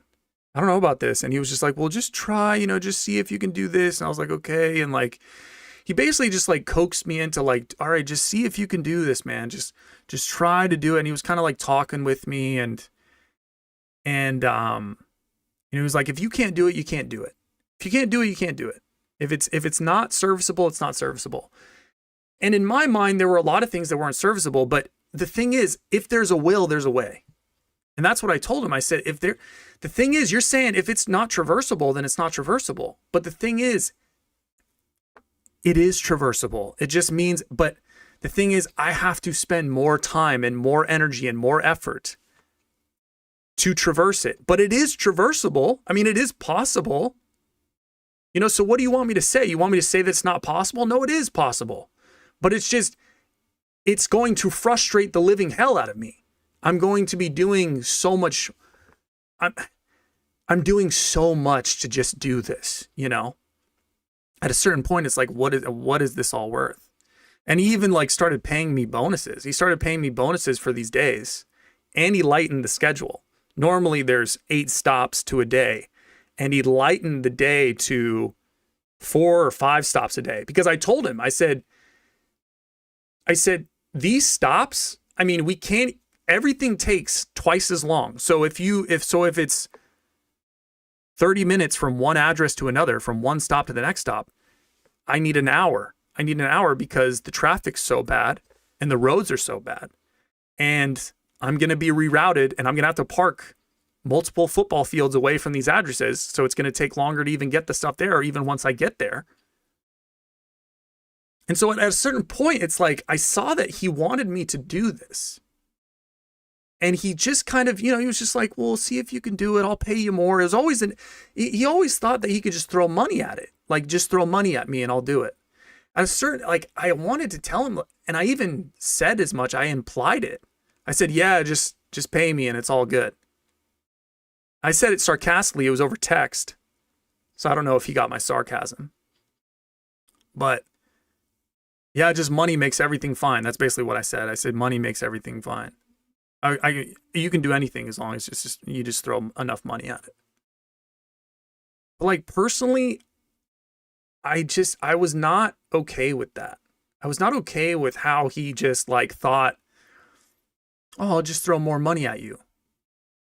You know? And, you know, because I think, you know, it's not, at a certain point, it's not about money, man. It's not about money. It's about, you're asking your employees to do like dangerous things. I mean, these are dangerous things and things that just are very mentally taxing, you know, things that are unnecessary kind of. And it's all for your bottom line. It's all to make your company work and to grow your company. And I get it. You got to service your customers. They got shit, but there were a lot of things that were not serviceable, but I serviced them anyway. They were, that's the thing, is they were serviceable. Anything's possible, right? If there's a will, there's a way. And he kind of thinks the same way as I do. We both think the same way. It's like, if there is a will, there is a way. If there is a way to do this, I will find out how to do it. But that's the thing, is at what point is it like, are you taking too much advantage of this? At what point? I mean, because you can kill yourself, man, for that. Like, what are you trying to prove? You know, for what? You know, for what type thing? What are you trying to prove to people? What are you trying to prove to people? And it was more a thing where I couldn't really say no. I was kind of more angry at myself than him. I think I was more angry at myself than him because I wasn't able to say no to him. I wasn't able to say, look, I'm not doing this. Because when I say no, I'm not doing that. Like, no, it wasn't serviceable. In my head, I know that it was serviceable, but it was just ridiculous to service it. I would have had to do this, I would have had to do that, I would have had to do this, it would have taken a long time, it would have been mentally exhausting, but it is serviceable. And so I know that. And so when I tell him, look, that wasn't serviceable, I don't know, I just kind of feel bad. I feel like I'm lying. I feel like I'm letting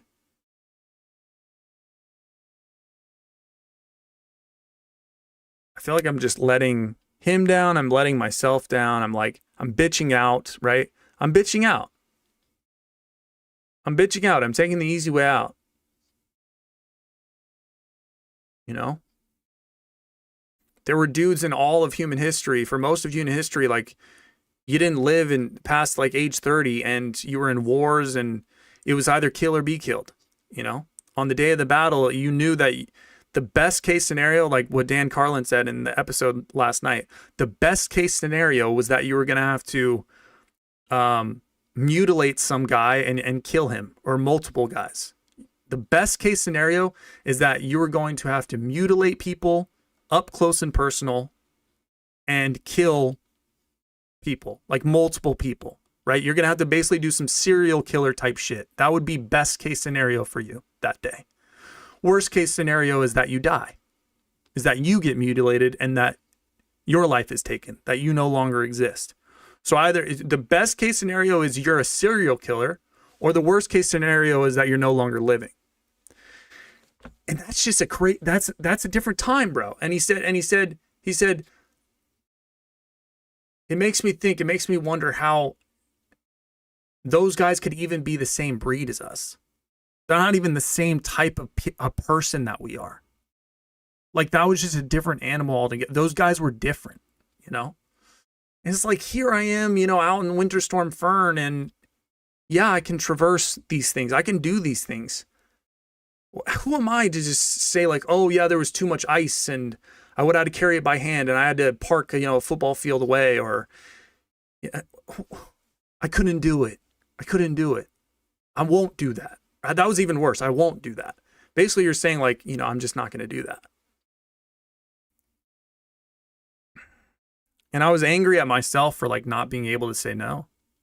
And that's what sucks about being an employee for any company, is like, even especially if you're a good employee and you like see yourself in the judgment of like production, right? You want to produce, you want to be valuable. You want to show that you're better than other employees, that you can do more, that even though you're getting paid the same as the other person, you're doing more. And while I actually was getting paid more than the other guy, he told me I was getting paid more than the other guy. I don't know for sure, but he said I was getting paid more than the other guy. I mean, I should, because I'm doing way more than him, but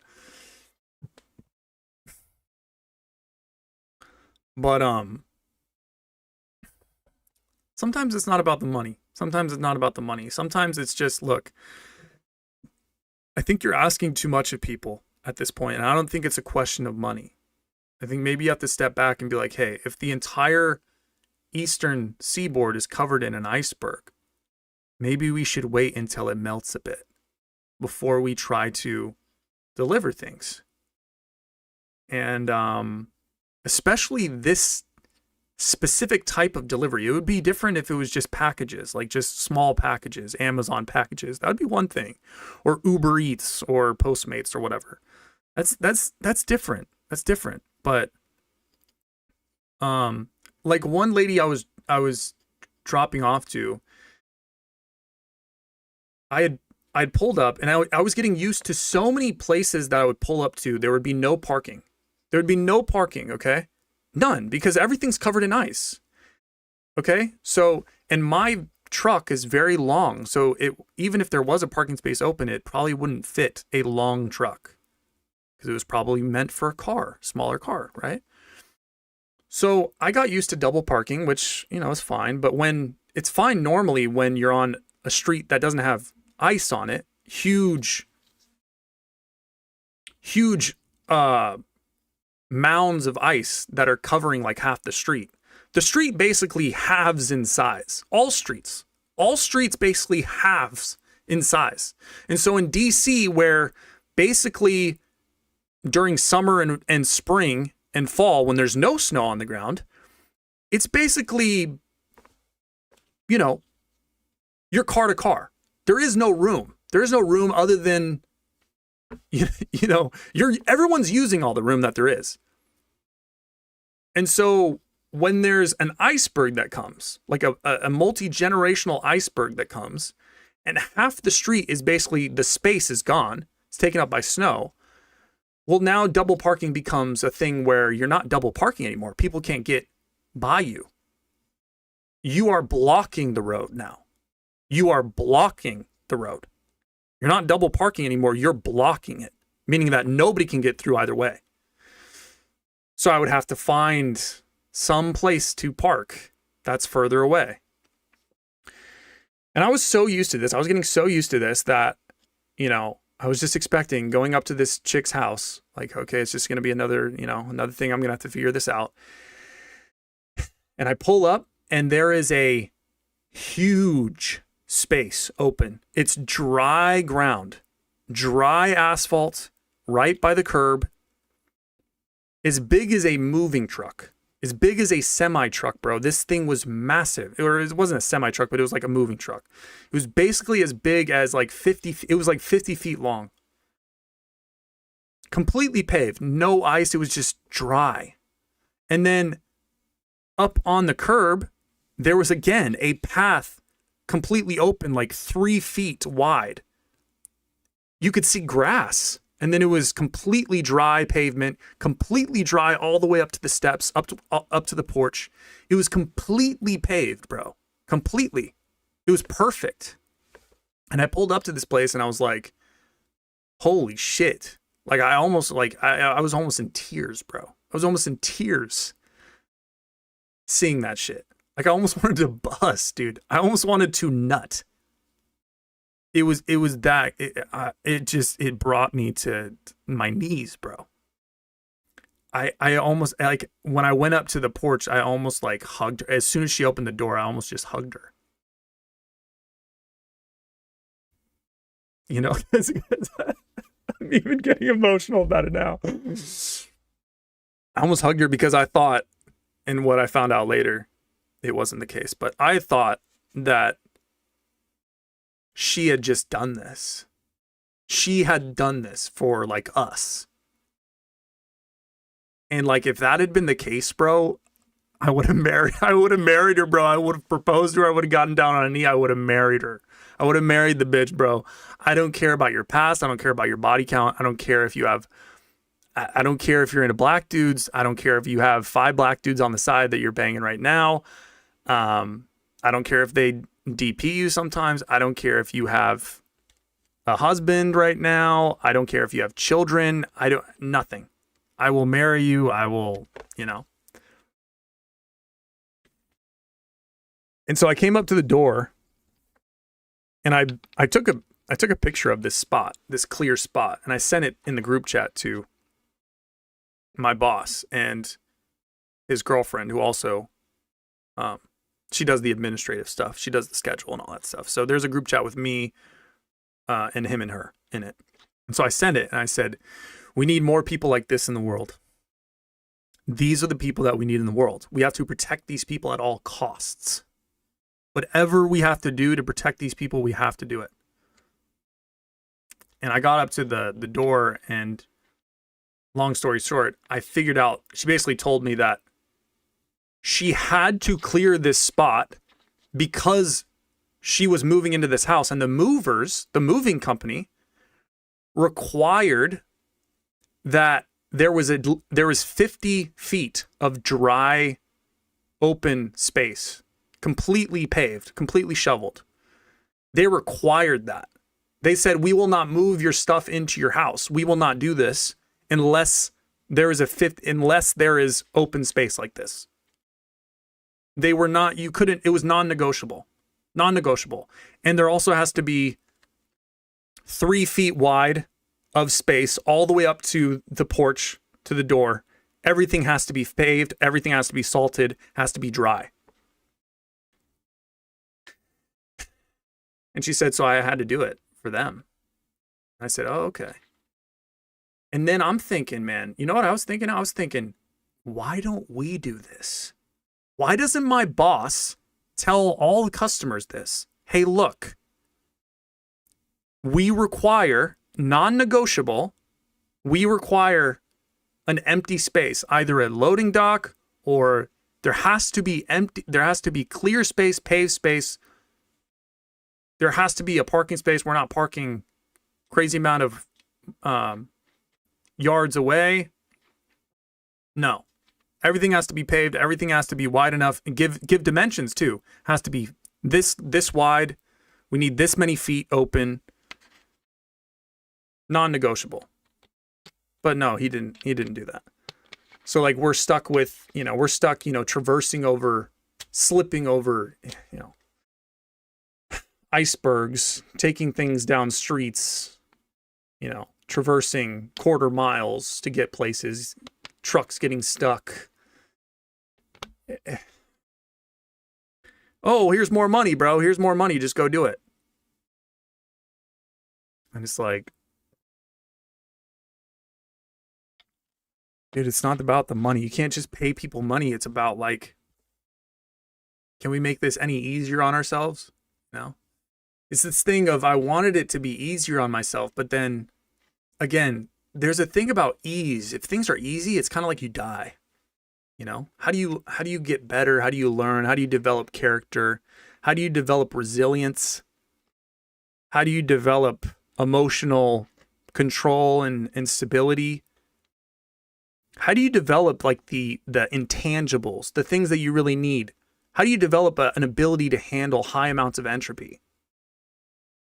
How do you deal with that? How do you develop those abilities if everything's just easy all the time? And so it's this thing where when things are hard, you wish that things were easier. But be careful what you wish for, because when things are easy, you basically just atrophy. You become weak, you become useless. You're forged in the hardship. In the hardship. All this to say, I really don't, I was again, I was angry at myself that I couldn't say no. I couldn't say no, and that there was something in me that just always wanted to prove that I could do anything, right? I can do this. You know, even though the whole city is covered in an iceberg, I can do this. I can do this. I will do it. There's nothing that I can't handle. It's this male thing where it's like, I don't know if it's a female thing too, but it tends to be a male thing where it's like, there's nothing that I can't handle. I will do this, and I will do it well, and I will make this, I will learn from this. This will forge me into something greater. But at the same time, I hated that part of me. I hated that part of me.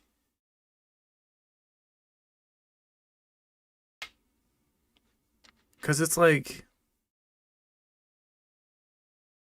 is that my entire value? Is that my entire value? You can be used for all you're worth, man. I guess that's kind of life, is you're going to be used for all you're worth. But it just feels like you are used for all you are worth, bro. And you've just been turned into this.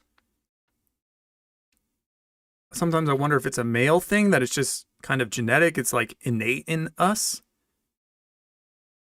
Something that was passed down from our ancestors.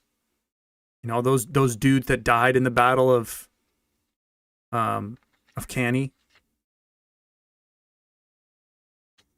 You know, if this is just something that's always been in us, or if it's something that the society that we live in, that's built on consumerism and production and capitalism and this never-ending growth, you know, currency devaluation, you're becoming more and more a slave. You have to work longer and harder for money that buys you less and less. Michael Saylor once said that the definition of slavery is working harder and longer for a currency growing exponentially weaker. And that is the society that we live in. And it's like, you become this, it's like at a certain point, man, like how do you,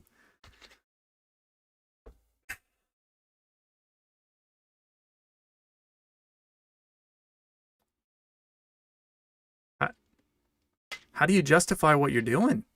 How do you justify what you're doing anymore? Like, yes, I'm building character. Yes, I'm developing intangibles. But I'm not. I'm still not really moving up, although I could be saving more money. I guess it's always kind of on you, but you can always be doing things on your end. You can be saving more money. You can be investing, or you can be doing this or doing that, but which I do. But only in Bitcoin though. But anyway, it's I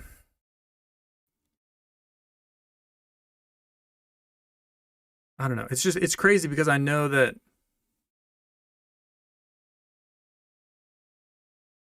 uh,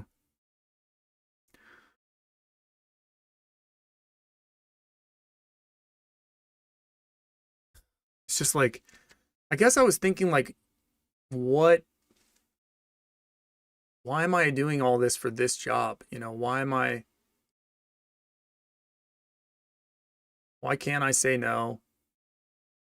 At the same time, when you say no, you feel like shit. It's this contradiction or paradox or whatever. It's like I wanted to say no, and I hated that I couldn't tell him no. I hated that I saw my value through production, through being extremely valuable to him, just showing that I could do things. But if I was to tell him no, I would have felt guilty. I would have felt like I let him down. I would have let myself down. I would have felt like I'm capable of more. I would have felt like I'm lying to myself. I'm taking the easy way out. You're taking the easy way out. You're a bitch. You're weak. But I don't know. It's just, we're working harder. We're working longer than our fathers and our grandfathers did, and yet we have way less than they did. You know, our money buys way less. You know, so we are more slaves than they were, and it's like a slave being like, yeah, I can do this. I can do this. You know, okay, well, go do this and this. I'm gonna have to ask you to do this, and you're just asking them to work harder and longer and be more impressive and handle more entropy, and you're getting more value out of a worker. You squeeze all the value that they can provide out of them, and yet they're not really getting much from it. You know, it's kind of like this beginning that. It's the beginning of the point where people start to realize, like, you can't just throw more money at me, because at a certain point, no matter how much money you throw at me, it's not really gonna change my situation that much. Like he was gonna throw me, I think it was like an extra $75 a day, and it's like, okay, like, bro, but like it's not really gonna change my situation that much. Like, that's not. You think that's gonna? What do you think that's gonna do? You think? Oh yeah, I'm gonna I'll do anything, man. I'll do anything for extra $75 a day. $75 a day. 75 times 5. What, that's like 350, 365 per week. That's for 3 months that Winter Storm Fern hit. And what, you're looking at $1,000, an extra $1,000 a month. 1 month out of the year. I mean, okay, bro, that's not going to buy me a house. You know? It's not going to buy me a house. It's not going to give me a girlfriend. That's not going to help me move up in the world. That's not going to help me get off the hamster wheel, but oh my God, I'm exhausted, bro. I'm exhausted. We got some super chats. Was it really only Isaiah Paris?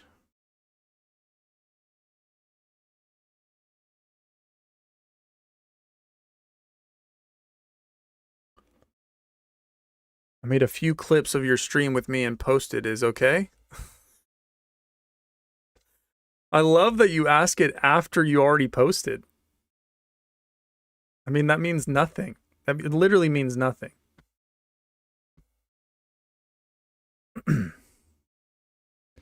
Sends the $2. I'm the same. In OOB, they call me the Hurricane. Sends another $2. Marsha, everyone in your chat is singing my songs.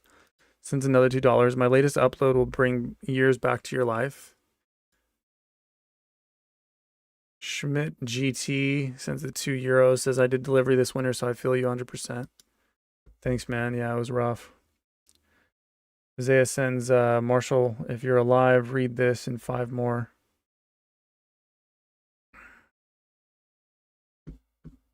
I'm alive.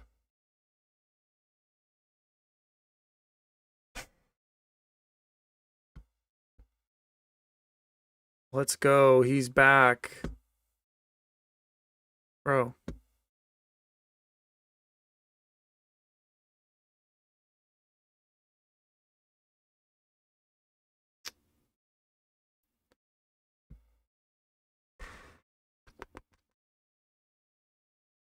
Work harder for less and we will disrespect you harder, and also women hate you because patriarchy, but also because you're broke and not a good provider. Yeah. Yes, Luna Noir, that's absolutely right. That is absolutely right. Can't make it up, man. Can't make this shit up.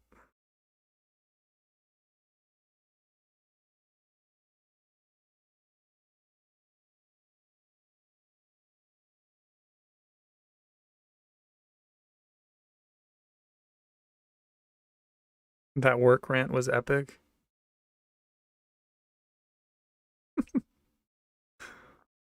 What do you mean you thought I was gone? What do you mean? Dude, I'm talking. Thea doesn't like it when I have to be constantly. What, do I just have to be constantly liking your stuff? You know, I'm gonna be honest with you guys, you know. I'm not gonna sugarcoat things. I'm gonna tell you guys the truth. Is it okay though? I will take it down if you say no. I mean, bro. I mean, I don't really care, man. I mean, what people can react to live streams of people.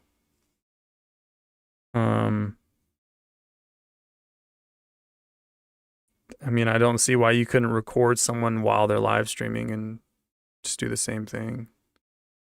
I don't see how that's any worse. I mean, or any different. So it's probably fine.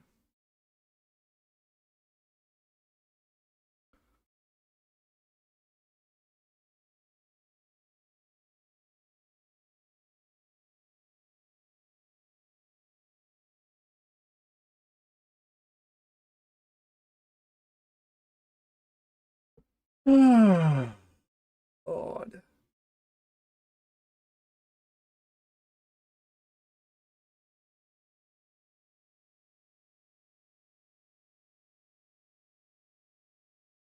Why are people telling me to hit me with the truth?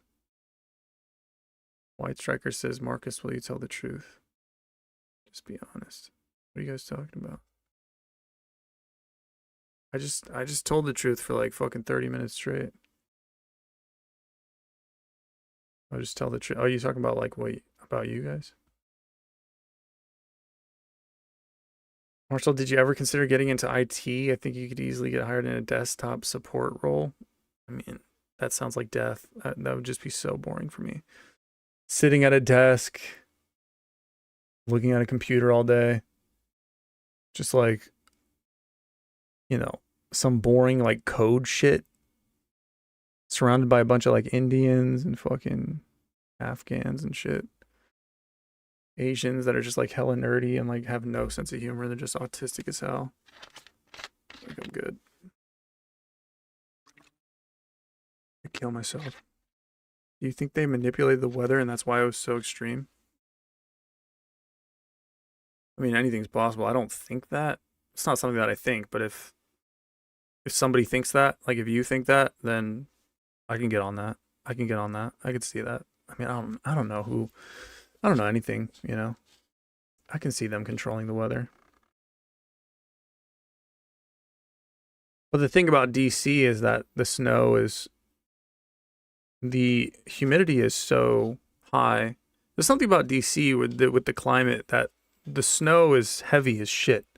It's not regular. It's not like powder. Like when snow falls here, it's not powder. It's not like light. It's not like you just go out and shovel snow. It's like, no, bro. It's like cement. It's like so fucking heavy, bro. Like it will break your shovel. It is so heavy. So much water in it. You know, there's just so much weight in it. What do you do on weekends? I mean, nothing. I mean, I chill here and just, you know, just watch podcasts. Same as always, just watch podcasts, read now, watch tennis. There. So I'm actually going to visit a buddy next weekend. And then the weekend after that, I'm going to go. I postponed because I want to go visit my buddy. I was initially supposed to meet my friend, my Pakistani friend, chick friend. Old friend. We've known each other for a while. We used to work in a hotel here together. And she has a boyfriend. But we were gonna meet up and just like have a beer and catch up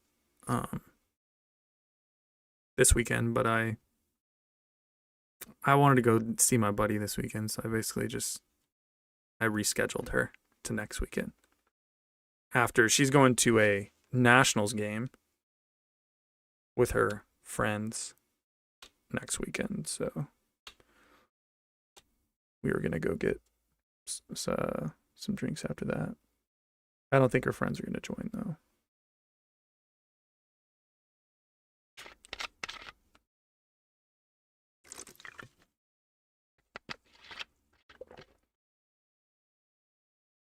Why not live in Colombia? I mean, bruh.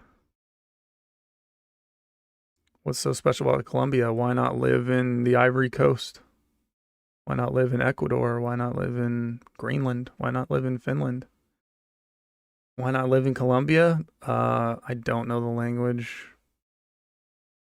Don't know the environment. Don't know anybody down there. Culture is completely different from mine. I'd have to move. I'd have to leave everyone I know. Kind of the same thing as just like living anywhere that's not the United States.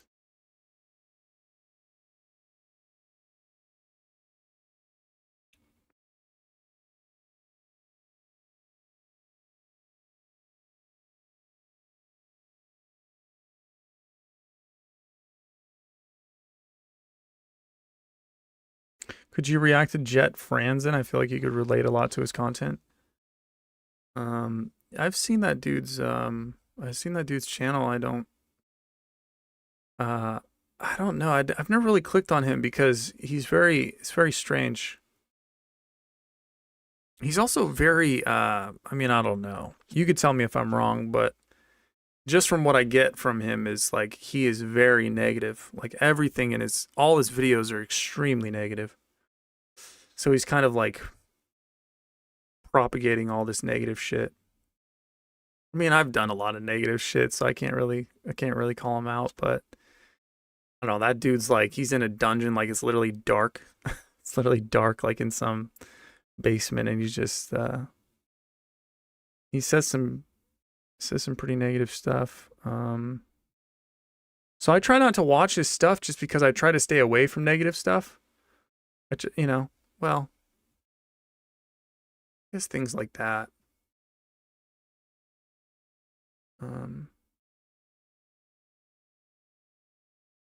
Yeah, I don't know.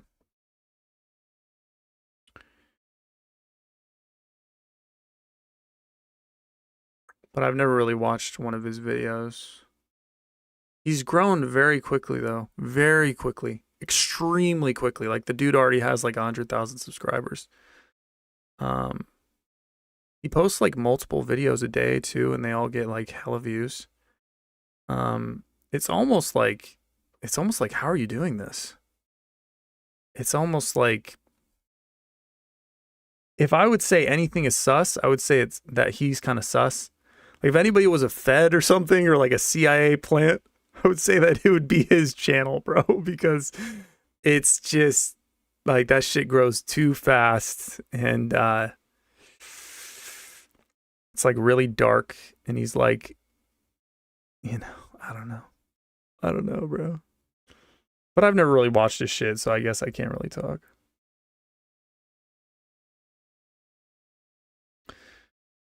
Alice says just install cameras and do your everyday thing. That way you won't have to talk at all.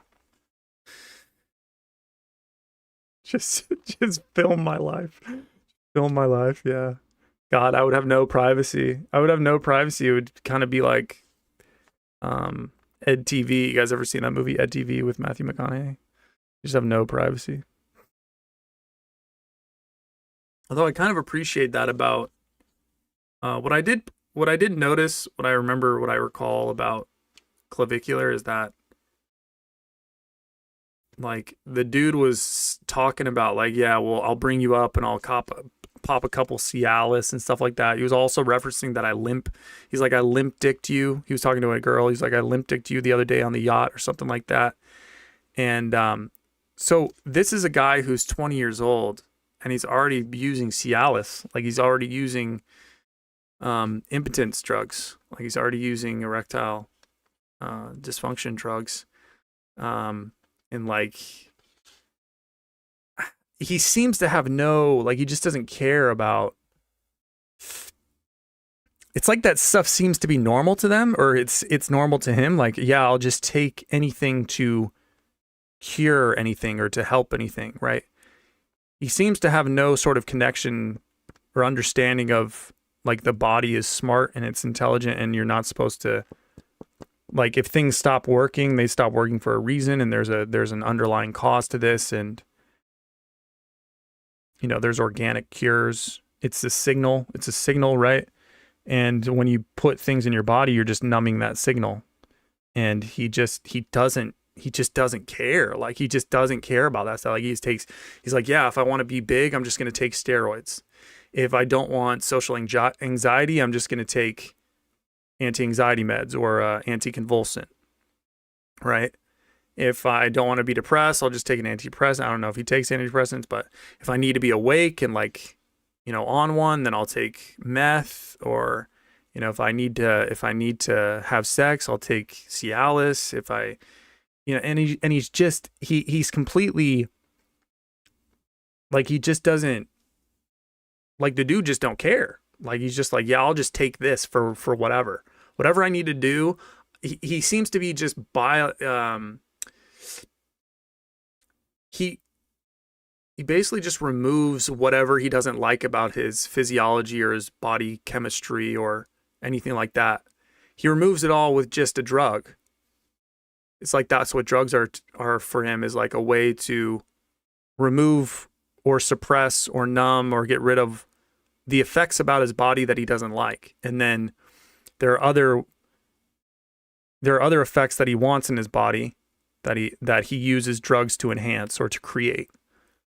And he basically he has no, it's almost like he doesn't think that there's any harm in that, and that there's any benefit or like real benefit to feeling all these things in your body, to feeling how you feel, to understanding why your body reacts this way, or that there's a reason for it, that you're supposed to learn from it, that you're supposed to grow from it or adapt, or, that your body is basically a,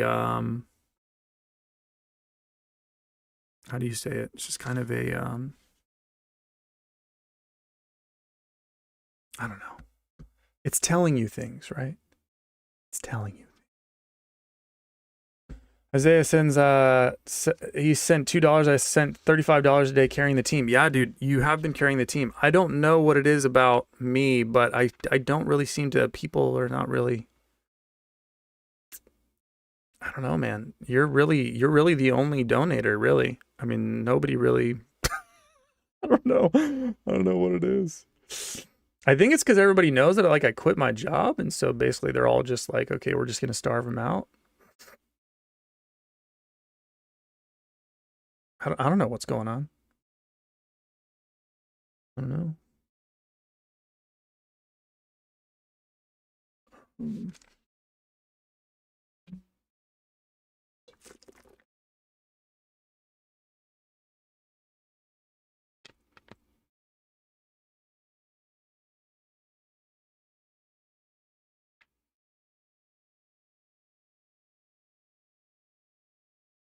Yo, alive, Marshall Brockway, have you been gooning or are you clean, sir?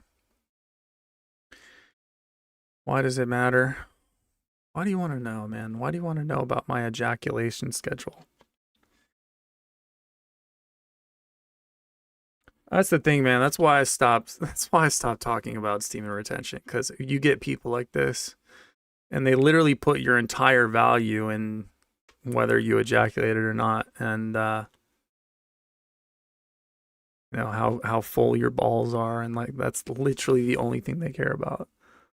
Like, if your balls are empty or if they're not full enough, like, they're not going to watch you, they're not going to take you seriously, they're not going to listen to you. But once your balls are full again, or sufficiently full, now they'll start listening to you, they'll start watching you, and they're obsessed with your ejaculation schedule. And it's I can't believe I was ever a part of that, really. But it's part of who I was. It's just something that I had to go through.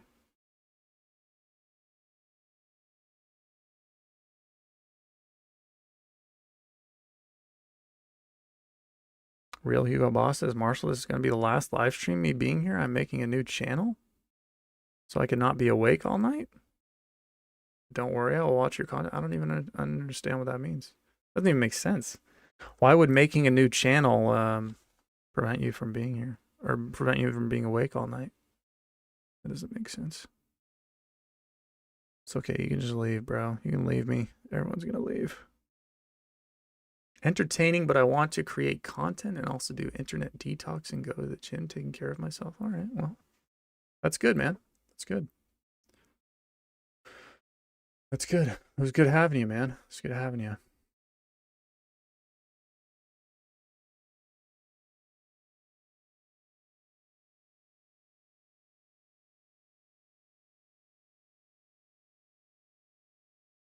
Bandicoot says, "Why did you quit your job?" Jesus Christ. If you're new here, man, I mean, maybe you're trolling, but if you're new here, I just went on a rant for like 45 minutes about that, so you can rewind it.